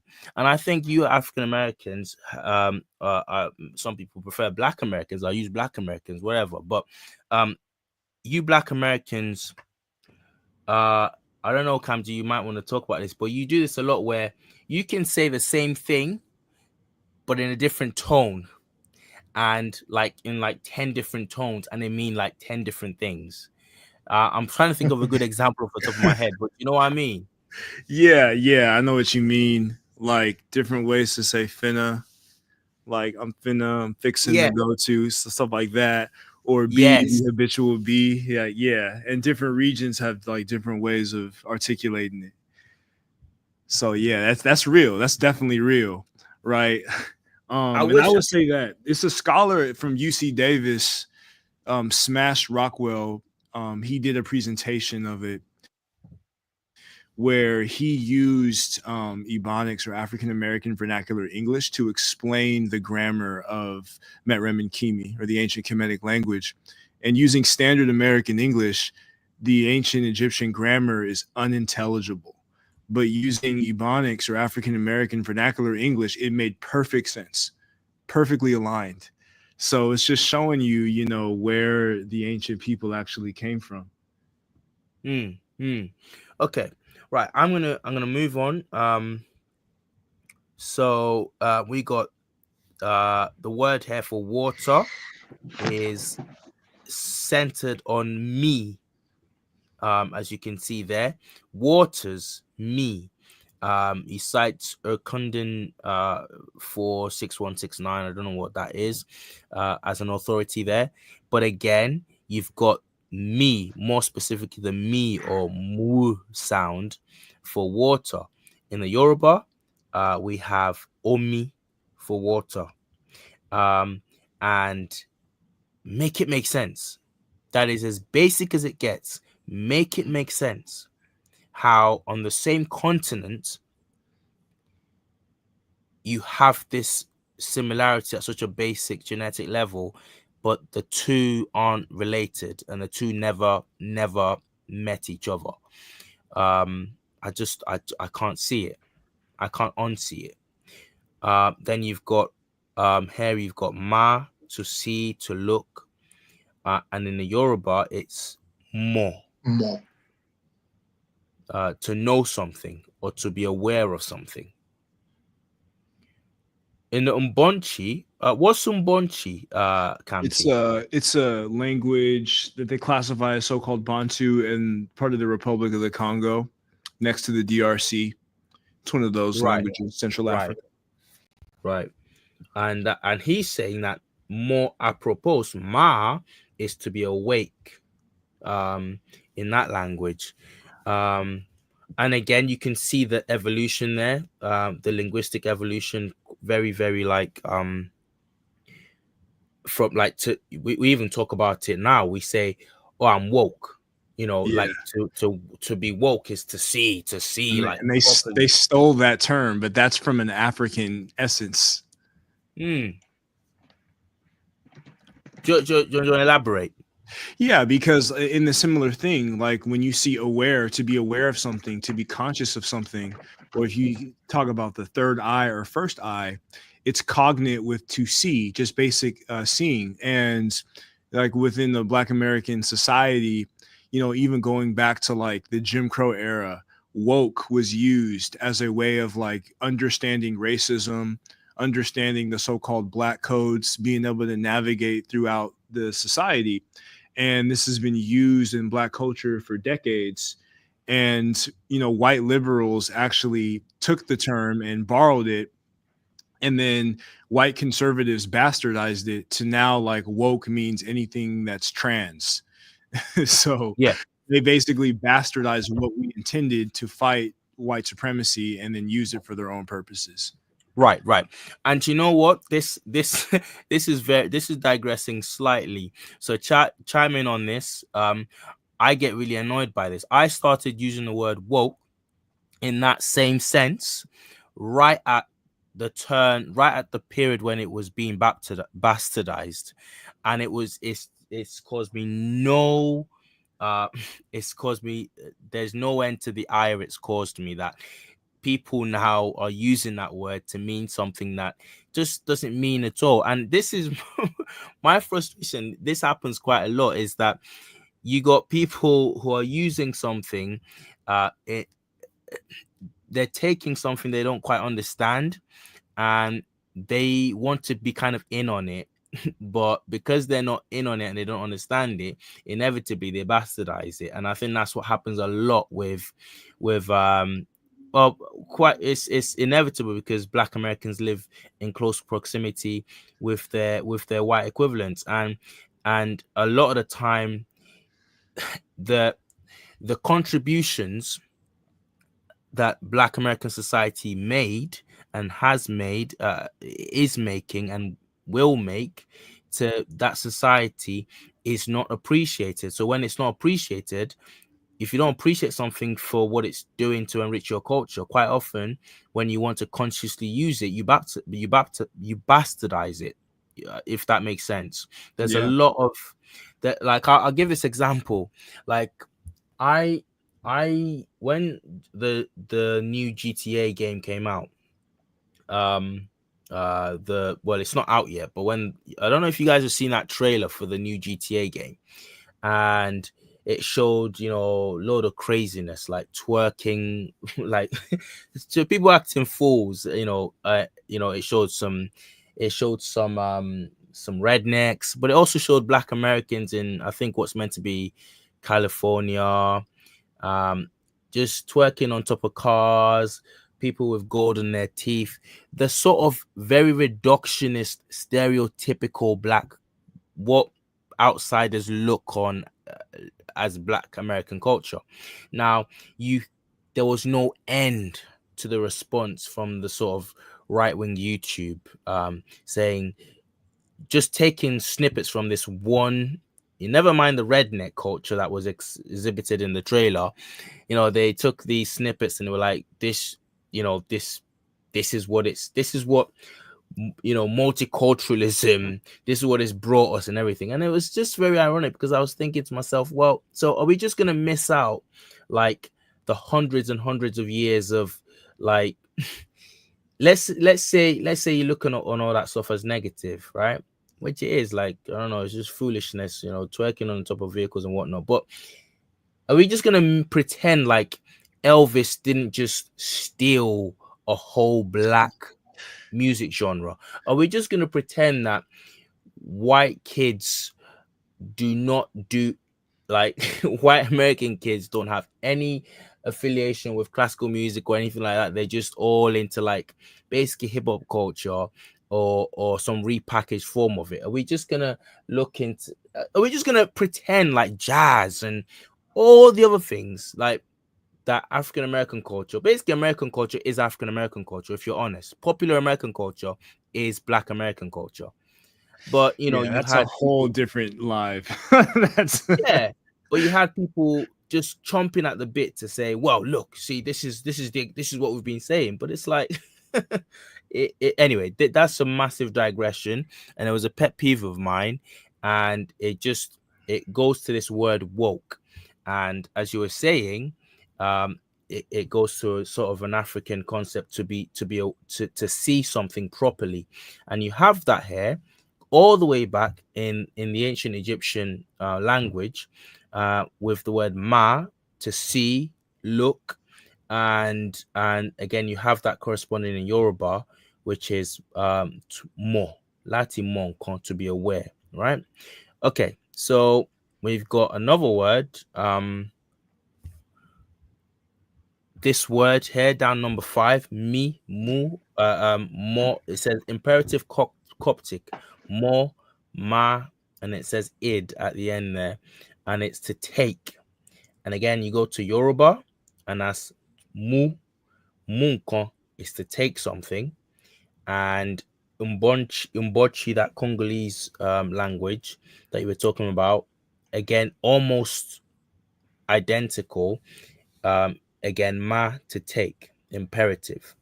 And it's interesting to mention when we're talking about sort of the DRC, it's I mean if you think about where the Yoruba sort of geography ends, sort of the Atlantic, that sort of trigger point of Africa, but DRC is like you're still going further down south into the really in the heart of Africa itself, that continent. So it just shows you how far down south that language traveled, which is quite, just showing you how far that migration has happened, to give people a sense of the widespreadness of that language. It's quite interesting. And I constantly, sorry, Cam, do you want to say something? yeah. I would say that to buttress that point, the pre-dialectical ancestor from my research most likely came from the eastern part of the Green Sahara, and then after the African human period just precipitated across the continent. So it's like when you see that, because a lot of people in the studies, you may find some similarities with Yoruba, Igbo, and they say, oh, the ancient Kemites were Igbos, or oh, the ancient Kemites were Yoruba. But the more accurate thing to say is that they're from the same ancestor, and the descendants of that ancestor spread across the continent, similar to how Indo-European came from the Kurgan steppes of Ukraine, and it's as far as from Britain to northern India, you find Indo-European languages. Yeah, correct.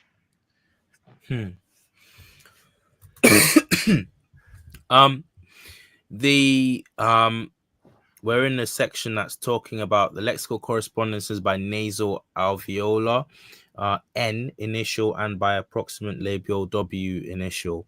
And I'm gonna skip a few here, and just so we can get to a more juicier parts of this article. Three is a good one though. That three right there, just because of the and I'm pronouncing his Tommy pronounced his name right, but Oranmion or Oranmion, like his pillar, Dr. Salahu out of Tuskegee University in Alabama connected the architectonics of that pillar in Ile Ife to the tekens of ancient Kemet, or the so-called obelisks. So it's very fascinating that the city of the pillar, Iunu, is cognate or putatively cognate with Owan, or pillar in Yoruba. I thought that was interesting. I've never heard this before. Wow. So can you break that down to me? Well, just based on what I've just said, I've never heard it before. So what's the EUU? The Iunu, the city of the pillar, that's basically or on in many in the Greek literature or biblical literature, that was one of the major cities of the ancient Kemetic theology that they used. If I'm not mistaken, it was the Ogdoad who came from Heliopolis or Iunu. And its transcription is the city of the pillars. And you had a lot of ancient Tekkens that you can also find today among the Aksumite culture of Ethiopia. And for the Yoruba people, according to this cognate, like Owan would be how they called pillar. So that actually lends to support Dr. Abdul Razak Salau, who is a professor at Tuskegee University in Alabama, who is also a fluent speaker of Yoruba and Hausa. And he had a dissertation called The Egyptian Origin of the Yoruba, where he compared a lot of the linguistic elements and relations of both, as well as some of the architectural similarities. And there's a pillar, I'm sure you've seen it in Ile Ife, like a pillar that was put by Oronmiyan there, and he compared the architecture of that pillar as rooted in like a classical African tradition of the Tekkens or obelisks of ancient Kemet. So it kind of goes full circle. It went full circle for me to see that correspondence here at number 3. Wow. If you can, if you get a spare minute, could you type that into the chat for the folks, or could someone in the chat find out about that, because I've never come across that academic before. That sounds amazingly interesting. Yeah, I can send like, let me see if I can share my screen and maybe quickly show you Yoruba. Okay, yeah, go ahead. Ancient Georgian Yoruba. This is his dissertation right here. Window. Yeah, there's a lot here. That's a lot. Hold on a sec. Boom, boom. I should have it. Yeah, it should let me. Just let me know if you can see this. Boom, boom, okay. Boom. StreamYard Studio. Chrome tab. There, right there. Gotcha. Cool. So you should be able to see that in the background. All right, I'm gonna add it to the stage. Right. Okay. So this is the dissertation by Abdul Razak Salau from Temple University. His graduate dissertation, and he basically goes on the theories of the origins of the Yoruba people. Wow. And see if I could scroll over to the obelisk right here, the Opa Orion, and that's going to be page 164 right here. And then he says that there's a relevant archaeological discovery has yielded some definitely demonstrated inherent connections between the ancient Egyptian and Yoruba people. An example of this demonstration can be seen in the image of the ancient Egyptian obelisk, which was replicated in Ile Ife. And then another very important discovery relating to the Yoruba and the ancient Egyptian cultures are the discovery of original pharaonic ram-headed breastplates found in Apapa, Lagos. And Dr. Sandro Capocici has discussed that as well. Let me see if I can scroll down a little bit faster. Oh, it's not going to let me. It's not going to let me preview this. I might have to download it first. See if I can download and open it up. Definitely don't share anything private. Yeah, I'm trying not to do that. I don't think they could see anything real. Okay, cool. But yeah, this is like my personal yeah, is it not working? Yeah. There it is. Well, thank you for sharing that. I'm gonna look. Okay. Well, can you see this? That. Yeah, we can continue if you want to. Yeah, I'm gonna read that in my own time. That's a heavyweight document right there. That's amazing. Yeah. That's absolutely amazing. So, wow, I mean, I'm just late to the party. That's one thing I'm realizing. I'm just late to the party because people have been on this since forever. Like I said at the beginning, my first sort of opening into this was through Tommy, and back when he was telling me about this, I wasn't interested at all. I just didn't think there was a legitimate grounds for linking the two things. But shout out to all these forerunners, man, including yourself and Tommy, who's over us in the live. And we got thank you, Soul Poster. Soul Poster's posting some gems in the comments there. And Justice Truth says you're breaking it down. Thank you. I'm learning so much. Yeah, this is what it looks like. I think. Okay. You've probably seen it before, like the Ile Ife obelisk. Yeah, that's it. Yes, I have. I was trying to think of what you're talking about. I have seen Oromiyan, yeah.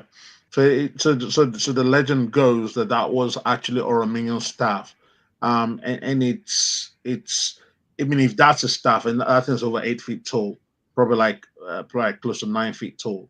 If that's a staff, then it indicates that it was a giant of a human being. Obviously, that's well, that's might what be that's dealing with indicating. might be dealing with Nephilim Some and Nephilims, Anunnaki. some Nephilims. Yorubas, like, you guys heard it here first. Yorubas were seeded by the Anunnaki, man. Yeah. So that's the legend goes that was his staff. But again, it could have been like Kamji versus say, it could have been an obelisk. Yeah. Yeah. Okay. Right. Yeah, so I'm gonna share my screen. Yeah, for sure. We could continue going again. Yeah. Thanks, for let me just quickly do this. Cool. Right. Okay. So now we're down to this word iwa, wa, or iwa. Again, the consonant there is focused on the w sound, and the Yoruba equivalent is wa. Just a very basic sound there. Wa kom. It just means come, and then it perfectly for me correlates with the Egyptian there. Wa, or iwa. Then we've got the again, you've got this. This is a tonal language. This is a tonal language because you've got almost almost identical sound for to be, to exist in the Egyptian there, and it's uwa, but in the hieroglyph, instead of the two human legs preceding the bird, you've got this feather. Maybe I think that's ostrich. That's an ostrich feather, and you've got this feather preceding the bird, and that can only indicate that the tone changes because it's essentially the same thing. So you've got iwa, and again in Yoruba, the word for the word to be is what, Tommy? To be wa. Yeah. Muwa. Wa. Wa. I am Muwa. And that's different to wa. Wa. Which is to come. Yeah. Wa. Muwa. Wa. Yeah. Wa. Different sounds. And the same spelling. Yeah. Wa sounds like you're about to break into song. Wa just sounds like how you might say it with an English just level tone. Wa. And that means to be. Like this, that in it. So I'm seeing Mr. Black Gold saying wow, and that is literally no pun intended there, but that is literally what is going through my mind right now as I see this. You got in the Egyptian again that almost the same word but meaning come, and you've got the same sounding word in Yoruba meaning come. Also, this just changed a little bit in tonality, meaning, and it means to be. And the same thing happens, cross it over in the ancient Egyptian tongue. Yeah. What's going on? Yeah, I would say that I think the more we've had this conversation, the more I am so sure that ancient Egyptian language has to be tonal. Has to be tonal. Yeah. It's the only thing that makes sense when you look at the hieroglyphs and you see similar diagrams, but kind of similar sort of consonants, but then you've got to have different sounds for that to make sense. No, I agree. I mean, I think when I was looking at this, I didn't necessarily go into that direction, but I was thinking to myself, there's a lot of homonyms in this language. There's a lot of words that look like they sound exactly the same, but they have different meanings. But it being tonal, even though most Western scholars claim that it's not, I would just be interested to know like how many Africans have looked at the vocalization of it and what conclusions that they've come to, because from my experience, the Western scholars are usually lying or they're usually hiding something. So like the discovery of inherent tonality would be extremely helpful with understanding the ancient language. And I think one of the things the Western scholars tend to suffer from is, we talked about it before, Victor, is uh, sort of stuck in their own prism, their own worldview, or the actual, just the boundaries that they're grown up in. So they might look at Egyptian language and then really think it's kind of like Greek, for example, in terms of Greek's not tonal, right? So they look at those civilizations and it's not necessarily a tonal language. So they could easily just um because of they want to do this, assume it's like those other languages, and say that's not like the quote unquote primitive languages down further down south. Whereas actually, maybe that does explain how certain Egyptian words, which appear similar, actually are pronounced, or there's different emphasis on the parts of different parts of before and after the consonants, because it's a tonal language, and that makes a lot of sense. Actually, it makes a lot of sense. Yeah. It's the only thing that makes sense. And again, this goes back to the point I was trying to make at the beginning, is that you do your it's a discipline, at least as practiced by uh Western academics. It's a discipline that cuts its nose off to spite its face by not looking to wider Africa, because you can't fully understand all of these things that you purport to spend day and night trying to understand in these stuffy and dusty university halls. You can't possibly understand it if you don't look to wider Africa. You just can't. And I want to share something. You mentioned the Greek there. If Kamji has something to say just before I do that, feel free to go ahead. But I'm gonna. Oh, actually, first let me just say thank you, Mr. Black Gold. £5 super chat says Western scholars, linguists are done. They have no role in translating this language. Africans must lead this charge. Must. Yeah, exactly. Let me just share this with you guys. This is an article I ran into. It's on, I saved it. I just took a screenshot of the relevant bit, and it's called the Comprehensive Egyptian Tonal Musical Writing System. And if you just type those words into Google, you'll come across the article yourself. It's a longer article, but it was looking at how the music Egyptian music influenced the Greeks. Now, I did a live ages and ages ago now, months back, in which we looked at this debate between these two scholars and the great oh, I always forget his name. I can't remember his name again. Destroying Black Civilization. Chancellor Williams. Chancellor Williams, thank you. Was it Chancellor Williams, or it wasn't Chancellor Williams, but he okay, doesn't matter. It wasn't Chancellor Williams, but I think he wrote a sort of introduction to the book. But and there was this debate going on about how much the ancient Egyptians actually influenced the Greeks. Now, these two Western academics were on the side of it's been overblown by Afrocentrists, and they didn't influence the Greeks at all. Except this was in the 90s, this debate happened, early 90s. Now, the two were adamant, absolutely adamant, that, Egyptian had nothing to do with the Greeks, and, it's all Afrocentric nonsense. But the truth keeps coming out. I just highlighted this from this article. It says, and this is just a by-the-by point, Francois Joseph Fetis, an accomplished musicologist, discovered the roots of the Greeks' notation symbols to be the demotic form of the ancient Egyptian writing.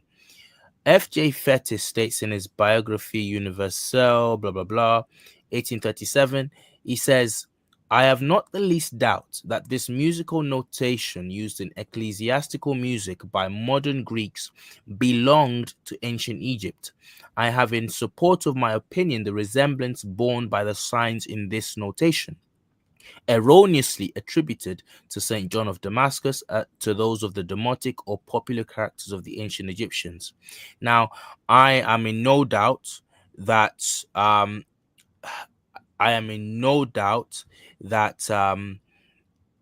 the reason why those two Western academics were in denial about the influence of the ancient Egyptians on the Greeks was because the whole debate was based on the premise that the ancient Egyptians were Black Africans.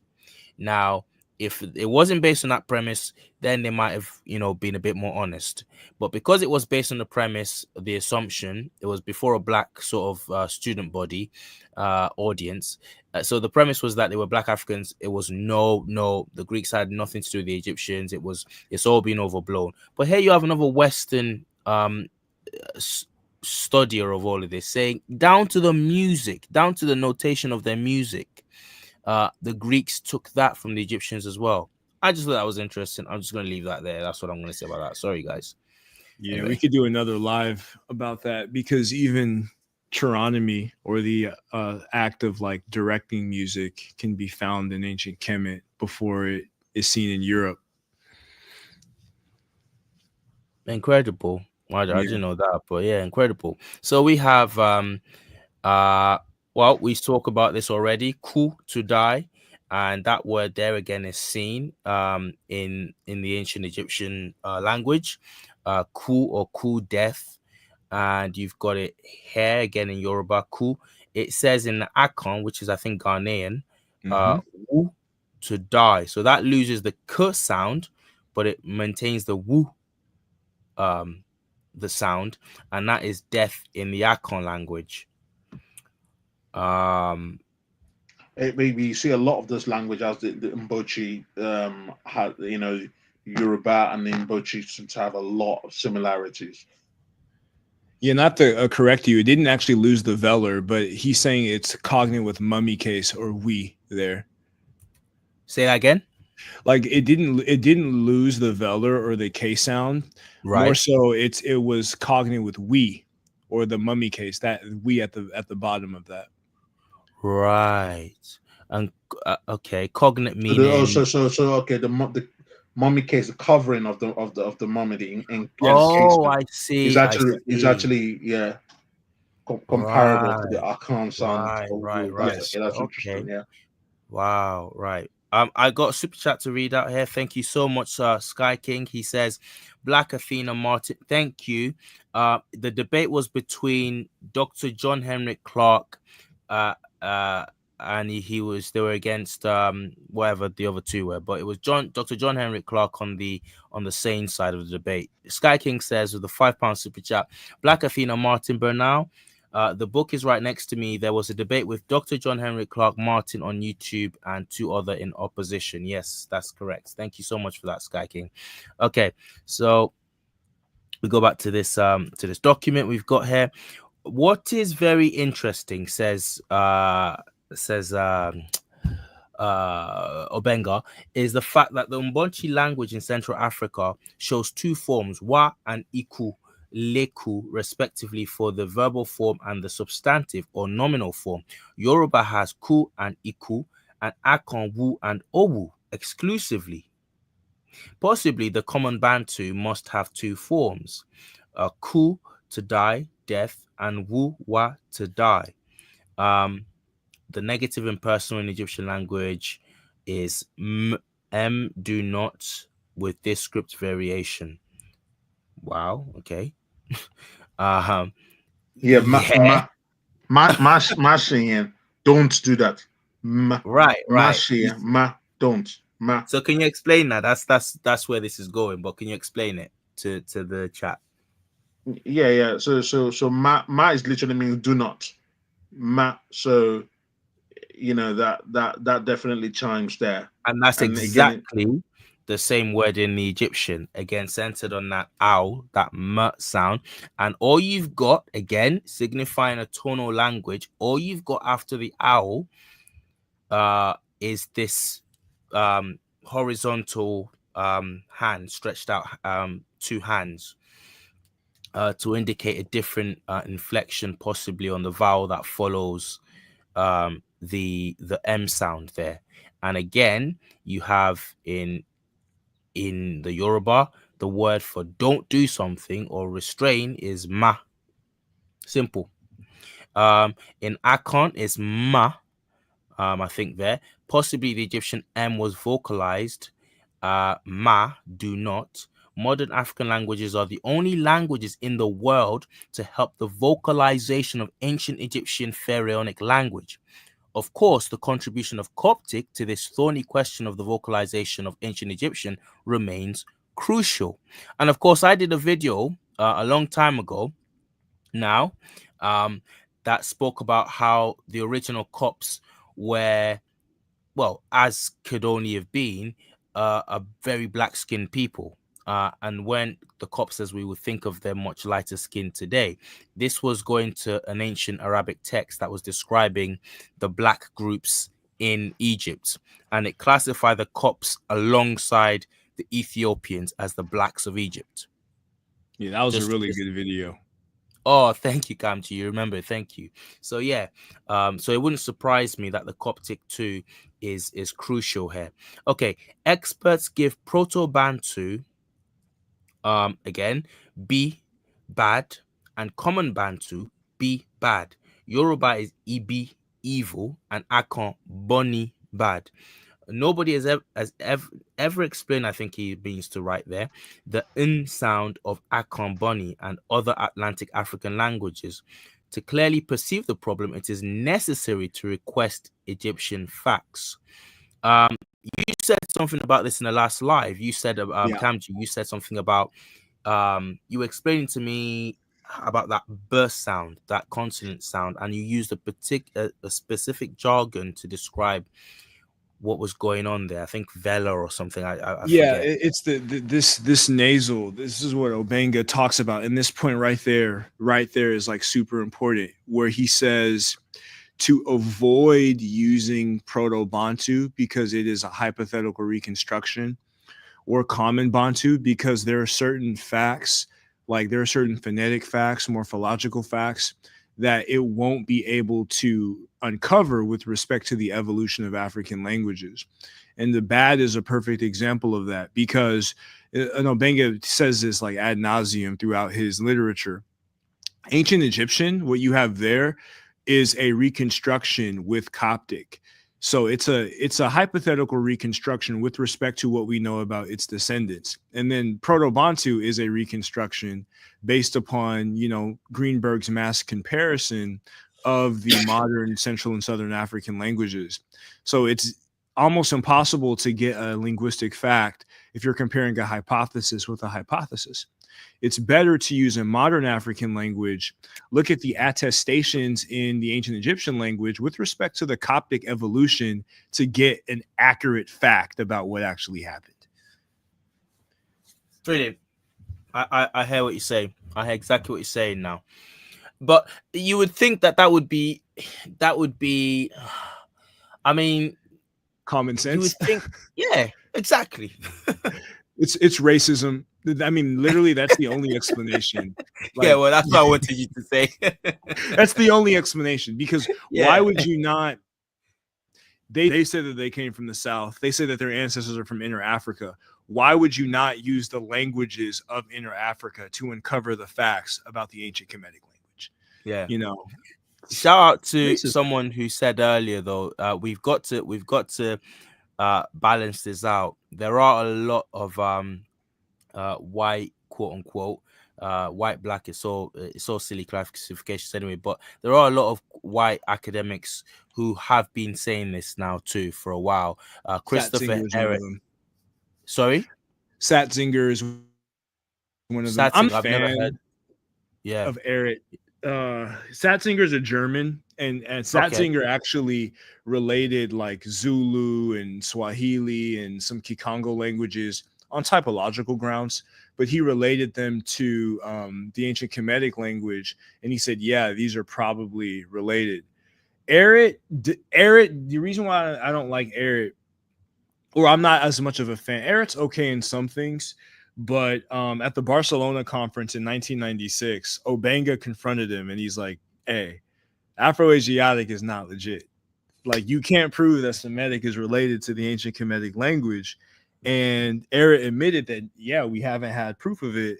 But then he continues, and like when he relates the ancient Egyptian language or Kemetic language, he's going to stick into the boundaries of Afro-Asiatic, and he's going to stick into like Hausa because it's comfortable.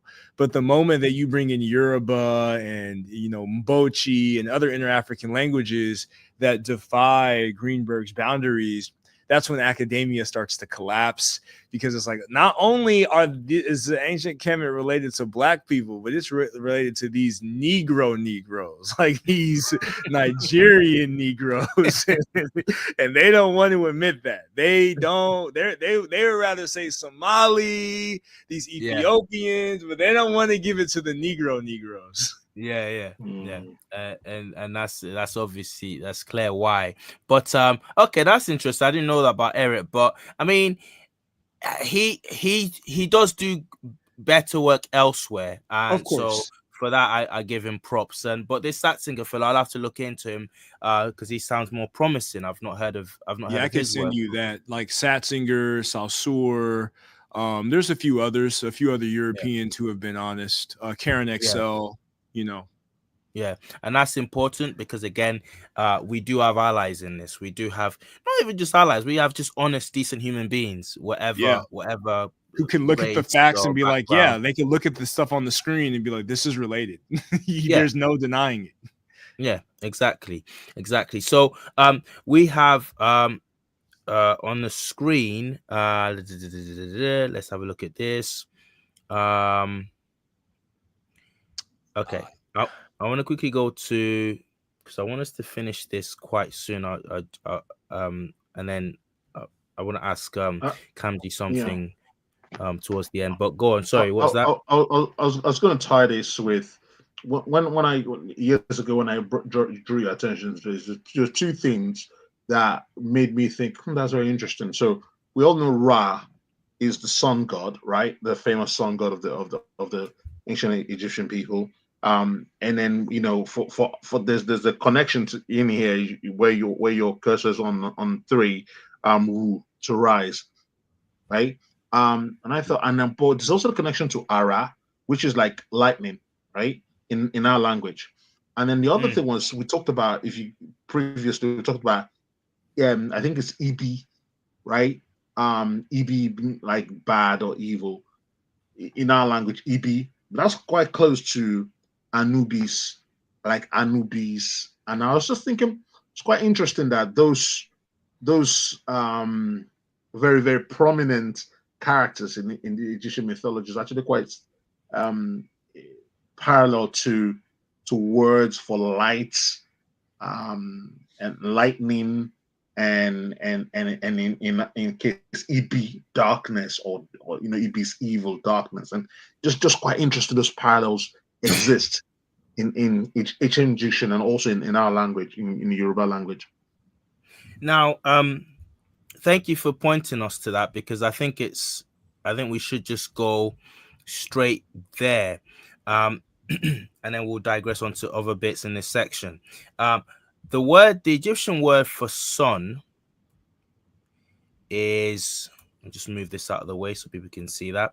The Egyptian word for sun is Ra, sun, day, time. Okay. All right. So you just heard what Brother Tommy said there. Okay. Now, the word that Obenga focuses on here is ru, to rise or to come up from the ground, to spring up. In rulatile.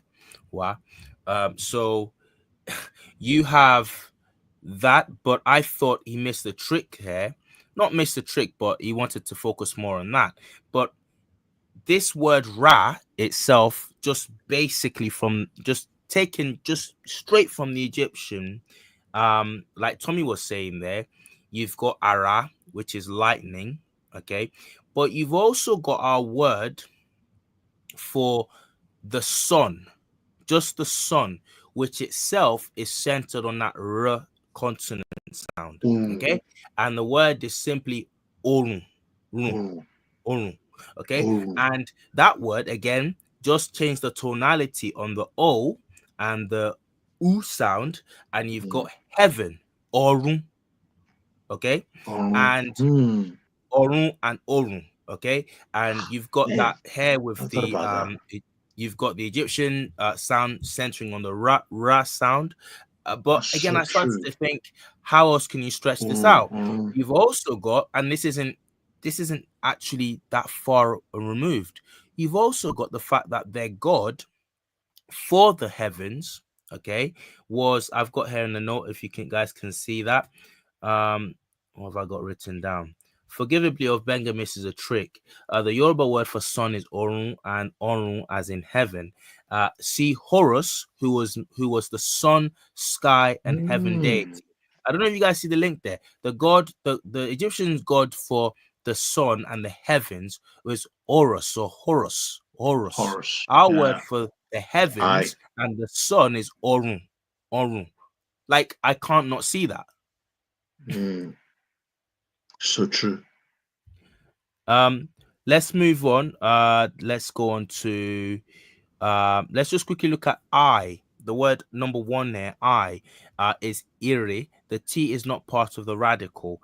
Let's have a look and see if Kamji's still around. Kamji, can you Yeah. explain what he's saying there when he says the T is not part of the radical? Do you haven't Yeah, because you're so the T is basically not part of the core of the word, in the sense that, like, when you're comparing the cognates, you want to strictly deal with, what's called the radical or along the morpheme boundary, because you're going to have other like affixes, whether it's a suffix or a prefix to denote something, whether it's gender categorization, whether it's tense, aspect, etc., etc. So, like in the comparison, he's only going to deal with the I, the initial vowel, and that R, that's the initial consonant in his comparison. right. So the T is something like uh it only makes it makes the word a derivative. Mm-hmm. Okay, cool. So and then you see in the Yoruba, iri, to see with your eyes. That's the word we've got. Tommy, can you confirm that? Yeah. Re, Yeah, Muri. I see. Yeah, you read to see. Yeah. that to me. That's incredible. And we're gonna get to a part where I keep saying this stuff's incredible. I think Obenga puts it very well. We're coming up to it very soon as to why it's quite amazing. You've got this word, this roa or roa, to consider doing something. The Yoruba here is ro, Rule. to ro nkan, to Rule. onu. Sorry, go Mm. on. Say that. Yeah. Rule. Think about it. Rule. To Rule. conceive, to imagine. We've lost the w sound that I think Kamji calls it the vela or the trill. That trill, I think it's a trill sound. Correct me if I'm wrong. But we still have that R sound. It's not too dissimilar. Are you talking Um, about the W sound? And Yeah, the yeah, W the sound. W sound. yeah, that would be the labiovelar approximate. Right, right. I've got to say again, I've got to point out, Bro Kamji, your background is engineering. Tommy's background isn't too dissimilar, is chemical engineering. But Nice. again, this is like this is going full circle because Egyptology as a study started from like Civil uh engineers. yeah, people like dilettantes, but very knowledgeable dilettantes Yeah. with and again, it couldn't not have started from there, because to go into this stuff, people are trying to survive. But you know, who has time to study this unless you've got a bit of leisure time? Who has time to look back into history unless you've got a bit of leisure time? And that's important. You know, this was why it was the purview of aristocrats. So we could possibly, I say this to preempt somebody who might come later in the comments and say, what do you guys know? You're not experts, blah, blah. Yeah, but this started from people who weren't experts in nothing either. So just please miss us with that rubbish. So can you just, it's amazing to me the amount of knowledge you've got on this. Can you just quickly just recap what your background is and how you came to just knowing all of this just technical stuff? Oh yeah, of course. Well, I'm in engineering, particularly like structural systems analysis, infrastructure, building bridges. It's my area of expertise. But similar to Tommy, I actually have a like dynastic lineage, in the sense of like descending from a long line of royals in Western Cameroon. So like a lot of this stuff has been conserved from our history in terms of like discussing our descent from ancient Kemet and the pharaonic civilization, but also being, you know, storehouses of knowledge and wisdom. So like the Bamum language and the Madumba language being very sacred in our culture, especially in light of like French imperialism, wanting to conserve that and just wanting to like share the message of unity and Pan-Africanism, you know, and Black power and Black love and Black solidarity. That's what really influences me, you know, even beyond my own field, from dealing with the pyramids and the obelisks and, you know, just the different African and African-centered fractal-based infrastructural traditions, trying to conserve that and modernize that for the 21st century, as well as just be able to discover like the different aspects of civilization that we lost. So all of that drives me in my work to just continuously, you know, research and bring this stuff out, and then help others who want to, you know, learn along the way. Thank you. That's Thank really you good. for that. Yeah. It's really good. And yourself, Tommy, what Sorry, kind is of it? yeah, just what's your background and how did you end up like just doing like looking into this stuff? Yeah, my background is in chemical engineering. Worked in oil and gas engineering. Now I work in nuclear industry. My background, I think kind of similar to Kamji, is um, when you learn about your history, you want to know a bit more. The people who came before you, you know, what motivated them, and you find that not much has been preserved in way of writing, um, but there's just a hunger to learn. I mean, in my own part, I just want to understand, and I've got kids now, and I also want to translate that information to them, and I find that the most effective way of keeping people in touch with culture, going back, and you can keep them in touch with culture of your ancestors going all the way back, is through language. It's the most effective way. And so for me, understanding the language, understanding the roots of the language is very interesting, very important, very powerful. And then that also gives you a sense of self, a sense of where you are, where your ancestors come from, and then start connecting to that heritage. So for me, that's sort of where my interest came from, understanding my people, understanding the language, and then I can sort of trace back where they come from using that. I think it's quite powerful. Amen. So fact and thank you for your super chat, $5. The knowledge you guys provide is priceless. Well, you know, I feel like that. I feel like that listening to Tommy and Kamji tonight. Azion Romana says, as he says, would love if you guys could look into Yoruba Paleo Hebrew lang connection. Sorry, I've kind of butchered that. Azion Romana says, would love if you guys could look into Yoruba Paleo Hebrew lang connection. Good channel. Is, and then he links the channel. That's £5 from Asian Romana. Thank you so much for that. Much love to you. I Okay, can so speak to that quickly, very quickly. yeah. Like any connection between what we may call Paleo-African, this article calls Egypto-African, and Semitic would be by the way of borrowing. So like any relationship, like the same relationship that you can find between Paleo Hebrew and Yoruba, you would be able to find between Semitic and the ancient Kemetic language. But that's not from like a common ancestor. That's from borrowing. Right. That's later on.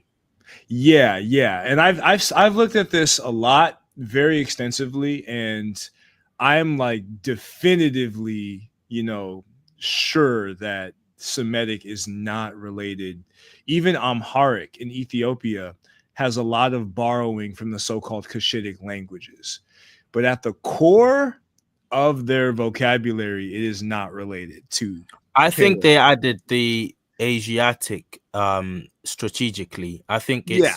it's kind of like when you're arguing with your missus, and let's say anyone ever been in a relationship, you know this, right?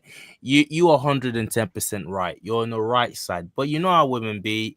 You gotta give them something. You gotta give them. You can't just you can't just let the argument end on, look, I'm right. Bow. you know, Yeah. bow now, kiss the ring, and just let's have it. Don't you Yeah, gotta you give can't them? do it. Oh well, I could have been a bit more understanding. You gotta do a bit of caressing there. That's what we're dealing with the Afro-Asiatic thing. It's like they know they're wrong. They know this is a purely Afro. There's no Asiatic to it, but out of ego, they've just stuck on the Asiatic. They're just stuck on Yeah. it, and Yeah. Obenga kind of talks about this. He's gonna talk to this as we close out this document. It is almost impossible for a language to borrow from another language basic words such as eye, mouth. I hope my missus isn't listening. Actually, I hope she didn't. She didn't catch that bit. That's a tactic I don't want to do. Really, that's one for the boys, right? It is I didn't mean almost that, honey. I didn't mean that. I'll be editing that bit out. I'll be editing that bit out when the thing's done. It is almost possible for a language to borrow from another language basic words such as eye, mouth, sun, because they obviously belong to the basic vocabulary filter of any language in the world. Again, that we said this earlier. So these similarities at this basic level, and again, it goes back to what you just said, they're not borrowed later. We're talking about words to do with the sun, heaven, eye, mouth, very basic things. Okay, and these lexical items help in addition to reconstruct the pre-dialectal common origin as follows. And then he does this diagram where he talks about Iri, I, Egypto-African common stock, ancient Egyptian Erit, Iri, Yoruba, and C, DC, Misi, Liso, Mbochi, Bantu. Then he talks about the Ra, mouth, meaning mouth, Egypto-African common stock, ancient Egyptian Coptic, Ra, Ro, Lo, corresponding with the Yoruba word to speak. This is ro, or oro. Oro. Right. Which it just means words. The Bantu there is Noor, or no. Okay, you've got the sound change. He says the sound change is usual. R, L, N. Right. So he's given the sort of evolution there of how the consonant has turned from R to L to N, and exhibiting itself in the Bantu tongue there. Then he talks about Ra, son, Egypto-African common stock, Ra, Re, Ri, Le, Ru, Ri, or Esse. Let's go down. By the way, I think what he's saying about the sound change is akin to how you can have Europeans who will say yeah, but like if you go up further, that is a ja sound. Down further south, that's a ja sound. We go further up east in Europe, it's a yeah. The J sound is a yeah. sound. I think Yeah, that and you could even in African American English, like you may hear bro, you may hear bruh, you may hear bra, you may hear bre, right. according to like the region that you're in. Precisely. Thank you. Okay, so the sound change RLS is well expected, he says, for sure. There are no Afro-Asiatic. Right. This is the bit. What this is a seminal part. This is what Yeah. Kamji's been talking about all night here. Obenga says the sound change RLS is Wow. well expected. For Wow. sure, there are no Afro-Asiatic cognate lexical items to be put on balance together with the linguistic reconstruction above. The so-called Afro-Asiatic family is but an ideological and racist position. Calling names there, he's taking names there. He's taking names. He just comes out and he says it. There is no scientific evidence to technically test Afro-Asiatic hypothesis. Indeed, technically speaking, there is no one single scientific evidence of Afro-Asiatic family, and linguistic data do not allow or does not allow at all considering Afro-Asiatic as a linguistic possibility. The facts are plainly clear crystal as follows. And then He's he lists, killing them. go on, go on. I'm just saying he's killing them because for all the coonologists out there, all the skepticoons who think that Egypto-African is invalid and Afro-Asiatic is valid, you should be able to find cognates in basic lexical items. If you can't, it is not scientific. Afro-Asiatic is a pseudo-scientific linguistic phyla. I, it's there because, like, let's get darker now. Okay, forget the analogy I used about the man to the woman earlier. Yeah, it's there because you have to placate a side that wants to play up a foreign influence on something that properly only belongs to Black Africans. So Yeah. they have to introduce that Semitic element, however non-existent it is, and they have to play it up to the point where um like we're even discussing it as a thing, but it's not a thing. He does this list. You can add to that or you can interrupt me, but I'm just going to go on if nobody does. I But mean that list is pretty powerful. So just looking at that, you just go. You can see which ones are grouped. You can see there's this actual Semitic language, right? And you can see that this is not there's no relationship there. So how can you then? Yeah, how does one come out of that the other? it doesn't. It doesn't. That's the thing. It can't. And it doesn't. And this has gone on for so long. We're in 2025 now, and it's like, how is it still a thing? How have we not? How have we not? And for me, it kind of shows how the human ego works, the human mind works. You've got an institution really that's based on ego. That's based on the fact, just pettiness, really, because really, what you're looking at here ends the debate. But I think a lot of people's jobs and a lot of people's prestige depends on carrying this myth on. So they're just gonna keep it going, regardless of the fact that we're supposed to be all grown here. We're supposed to be all adults looking after, just in search for the truth. But human pettiness um is such that they're just going to keep doing it. They're just going to keep saying Afro-Asiatic and whatever. So we've got this list here: Ancient Egyptian, Ra, Semitic equivalents, Akkadian, Ugaritic, Hebrew. Like Kamji was saying earlier, no similarity whatsoever. You got this Egypto-African list on this side, and you can just see Coptic, Sidamo, that's Cushitic, Rendile, Kenyan, Niger, Liberia, Yoruba down to Mbonchi Bantu.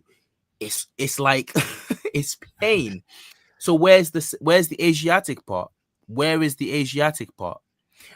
Let's go down, and you've got the same when it comes to the Indo-European family. Also stands by itself as follows. He says, Sawel, Sul, Son, Sanskrit, Sura, Surya, Gothic, Sawil, Latin, Sol, Spanish, Sol, French, Soleil, Solaire, English, Son, Solar, German, Son, Lithuanian, Saul, or Sol, etc. But then you got this table down here, and you can see the link with the Egypto-African Ra, Coptic Ra, Ro, Isekiri, Aru, Yoruba, Ro, Raw or Ro, or raw. Bozo, Atlantic, Lo, Pele. It just goes on. Go on to the Semitic. These are fundamental building blocks of a language that proves that languages are related on a basic level. You got Akkadian poo. Guy said poo, you know. It's just so there's so many jokes that can come out of that. So Ugaritic P, Hebrew Pei, Phoenician P, Arabic Fam, Ple, Afam, Fu, Ethiopian, and this is what you were saying as well, Kamji, Gez, Af. Yeah. Like there's no, where is the link? Where is the link? It'd And be I can interesting. even give I can give Eric credit here where he says that there's too much Semitocentrism or Semitic centrism in Afroasiatic. And also, when he said that Semitic could very well have originated in Africa, but it's a separate language family. Even if it did, it's separate. As you can see, you just don't see a relationship between it and African languages whatsoever. The sound change is usual. Again, Afroasiatic implies that Egyptian Ro, Semitic P, and Berber Imi derive from a common pre-dialectal stock, namely Afroasiatic, which in good linguistics should be the common family. The common origin of the actual languages. Afroasiatic is just a Eurocentric bad lie. Lam gives the sign Lu in Pula, meaning to put in the mouth. This fits well with the sound change RLN. And then there's some more another few lists, and I'm just going to run through them quickly here. And I think it's important that we get this down because lo and behold, the word for magician or medicine man in the Egyptian centered on the sound so or so. I don't know if you've got a better take on that pronunciation, Kamji. Sao. Sao, okay, Sao, and hair in the Yoruba, to apply medicine to someone. Now I was confused there, but I think it's how Obenga's put it. He says sa, but it's son. To apply medicine or Yeah, healing, yeah. woyon son. Oh, Sorry, yes. go on, Tommy. Yeah, I agree with that. And so you've got son, and then you've also got the word also meaning magician, but then I had to think hard there because Obenga hasn't got a word equivalent for the magician aspect of this word. But I am thinking of the word now. I don't know if Tommy's thinking of it too. Osho, which would be a male witch, a warlock, Wizard. Yeah, or a warlock. wizard. Yeah, for And sure. That's right. Yeah. again, we're not a million miles away from this sow sound that Kamji verse just mentioned. You've got Sa there with the knife, Egyptian, and in Yoruba, the only word I can think of that Obenga's trying to Sha. say here is yes. What's that, Tommy? Sha. Sha. Yes, Sha. It's like a cut. Yeah. It's a cut something called shanko. Yeah. To exactly to Shankon. Yeah, I wonder if that's where, like, because there's a lot of black, like, African lingo that's mixed in with the Jamaican group in London, because the Caribbeans came first in droves to the UK. melting pot that's London in the UK. Then the black Africans came, namely the Nigerians, the Yorubas. I wonder if that's the etymology for shank, like to be like talking about, I shanked, I shanked man up, I don't know. Yes. That's interesting. Yeah, That's But someone in the interesting. chat That's what. put Osofo in a con for healer. right, what's that word? Usufu. Osofo. Osofo. I didn't know that. That's Akon, is it? That's the Yeah, the Ghanaian. con in Ghana. Okay, and then I'm gonna go down to this word, Sisi Hori in Egyptian. And in Yoruba, the word for now immediately is nisisinyi. Okay, here Obenga has iccg, but I think that G is meant to be a Y sound. Why? Or Yeah, or in the phonetic transcription of ancient Kemetic, J is often used for Y. Interesting. right. Okay. That makes sense. That makes sense. And then Yakon is CCG now. Um, that's nearly identical as well. Mbochin Bantu is CC suddenly, right? But then actually, fun on that J, excuse me, on that J sound, Tommy, what do you off the top of your head? Can you think of the word for suddenly in Yoruba? Kinko, Suddenly, yeah, Kinko Shele Lo, logigi. right? Lojiji, right? Yeah, That's the word for like suddenly. So that suddenly. corresponds as well. It'd be interesting to know how the Bantu speakers say pronounce the shishi. Is it more like, is it trending towards the jiji sound, or They'd just both be fricatives, so it would work. they both be what? Fricatives, like My using the friction of your mouth. G G G she she she. my Yeah, goodness, thank you for that. yeah. Thank you for that. Fricative. Thank you. Okay, right. So to we'll just keep going. Darkness, right. I'm just picking words out now that struck me. Darkness in the Egyptian is kuku or kuku. Okay, darkness, night, cloud, storm cloud. Um the Yoruba Okuku. word, what's that, Tommy? Okuku. Is it okuku? Thank The Yoruba word for darkness is near identical to the Egyptian word for darkness. Kuku. Okuku. Okuku. Yeah. Okuku. Chat, I don't know if you guys are listening to this. Okuku. Like, Yeah, what? that's crazy. And even And then our word. in Sorry, go Medumba, on. Kikimborg, I can think of as like Black Knight. It sounds really similar. Yeah. Kicking ball. Yeah.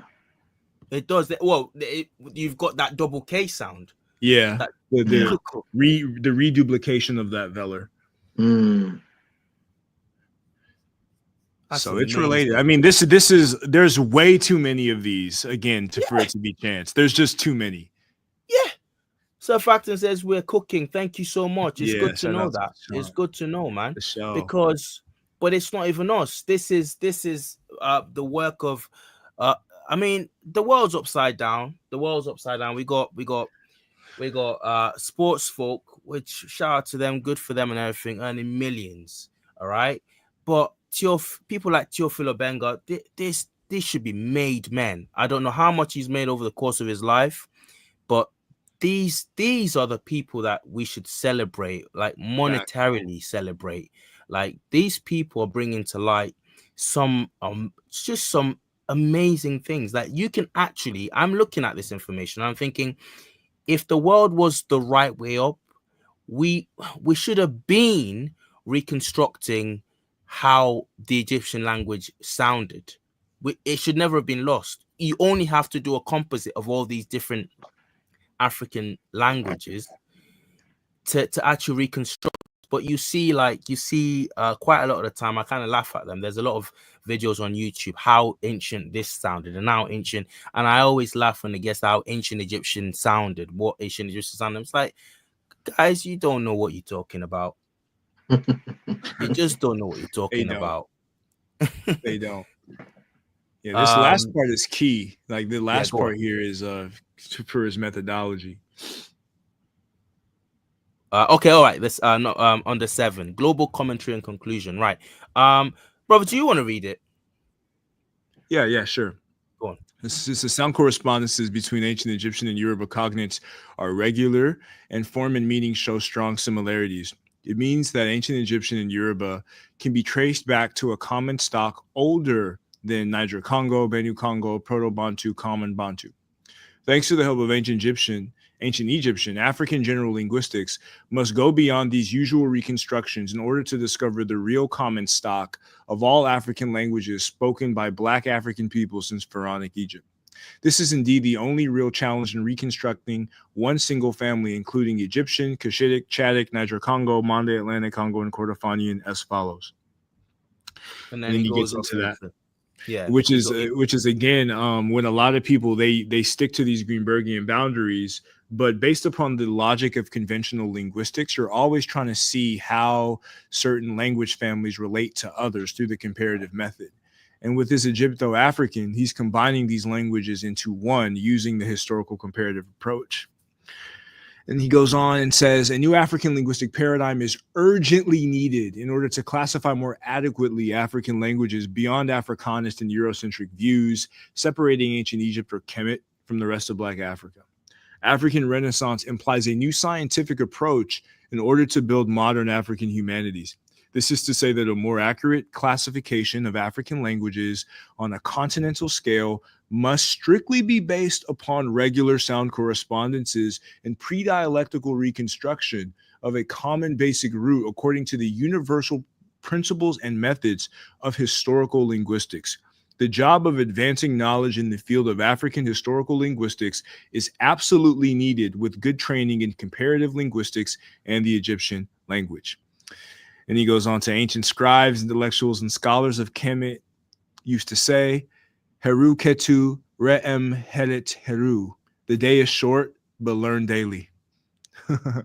And then he says, in French, the translation would be more dramatic. Bref est l'instant, cependant apprend à chaque instant. So close is the instant, but it depends on each instance. Wow. Beautiful. Yeah, absolutely. It is beautiful, man. It is beautiful. Thank you so much. That's a brilliant rendition, Kamji. That's well, it's a mic drop. I think Sir Facton put it best earlier. It's a mic drop. I don't know if anyone wants to round off. It's a really good paper. Yeah, it is. That's one of many papers. His paper on Dagara, which is a language of Burkina Faso, similar to the language of the Masi people, I think is even more extensive. And also his book, which is one of my favorite books. I've been reading it. Like in the background, I actually have like a list of cognates across all languages with, the ancient Pharaonic language. So like that book is really, really, really good. Even though like it's in French for the English speakers, like if you just want to see the scientific data that he's compiled, I would highly recommend it. Can you is asking for the link to this paper? And I'm saying yes to that, Mr. Blackgold. I will share the link to that paper, if possible. I'll just I'll get the papers that you're talking about from you, Kamji, and I'll link them in the description below because I'm interested in reading that material as well. Yeah, and I also translated, some of the and I have a video on my channel called Intro to Historical or African Historical Linguistics, and I translated a lot of Obinga's introductory work to English, and I basically used 11 Labs AI to put that into like a YouTube format. So if you're interested in that, like I could send you that as well. And he kind of just goes over the basics, deals with the discovery of Indo-European, and then actually like the Pharaonic language is a lot closer to Inner Africa than like, Northern Indian languages are to English. But we know Hindi is genetically related to English. That's been proven. So like if we use the same approach, we could do it the same thing for Africa. Wow. Yeah, I'm definitely interested in that. If you can send, I'll link that in the description below. I normally say I will do this and I never get around to it. But I will this time. I need to link provide the link to that video that you just mentioned on your channel, Kamji, and I'll link this paper in the description below this live. So Facton closes us out with $20. Thank you so much for that, Sir Facton. That's I'm just really impressed and overwhelmed by the generosity of you guys tonight. He says, I have 2 computers open streaming your show. I know what you guys are doing is important to our people. I love Kamji's channel as well. That's massive. Shout out to you. Appreciate that.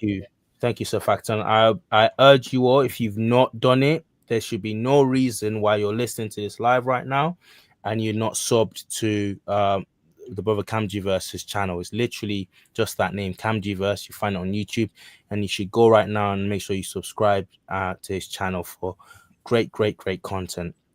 So apart from YouTube, where else can they find you, Kamji?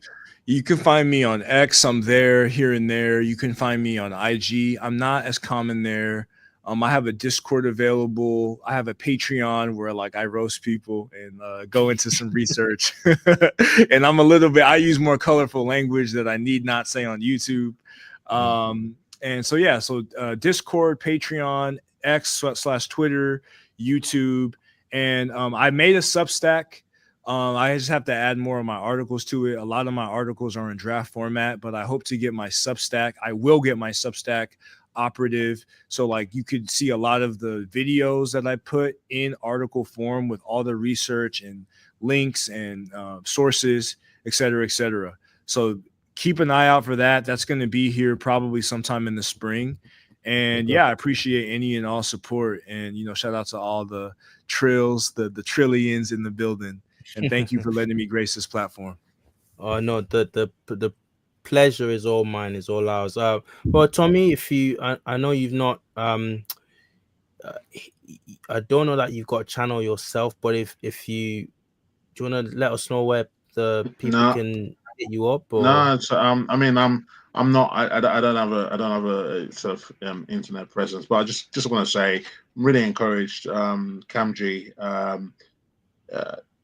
I'm really encouraged by the fact that your background is not in this space, but you've obviously done a lot of learning, a lot of digging.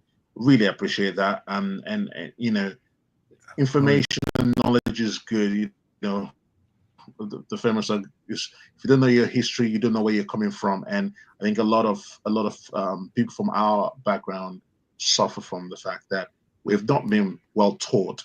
But also, so many of us haven't gone to do the digging, and the digging can be quite difficult to get to. So I really appreciate the effort you've put in with the knowledge that you have. So you just keep pushing it, and throwback as always. You're creating this platform for people to know and get better and understand their history. So more power to you. That's all I've got to say. Thank you so much, Tommy. And it was short notice to get you on, and I'm so glad you were able to join us. Like I said, I've known the brother Tommy for a long time, and if you there's not a better person to be in the trenches with. He'll have your back. You know, last minute I said, "Do you want to join the stream?" and he said, "Yep, definitely coming on." So thank you for that, Tommy. That's amazing. So thank you guys, everyone, for joining us. It's been an amazing live. What I might do, this is 3 hours now, I might compile this into like a 10-minute video, which is going to be hard to do, and just like take out the keyest of key bits of what we've spoken about in this video, because I know a lot of people won't want to wait through 3 hours, but you could put really timestamps too. Yeah, definitely. So anyway, thank you, guys. If you just wait behind and out when I end the screen, and we can just have a little chat. Thank you everyone for joining us. I'll see you guys in the next video, which the next live, which I think will be this weekend. Actually, I've got something else lined up completely different to this that we're going to be talking about. Thank you, Sir Facton. Thank you, Azioni and Chaldean. Who else has been keying this? Mr. Black Gold. All of you guys, thank you so much. Black Rampage 2. Thank you all very much. It's been I'm just blessed to have had you on this stream contributing. So peace, everyone. Kush to Compton. It's been Trill Black. I'm out.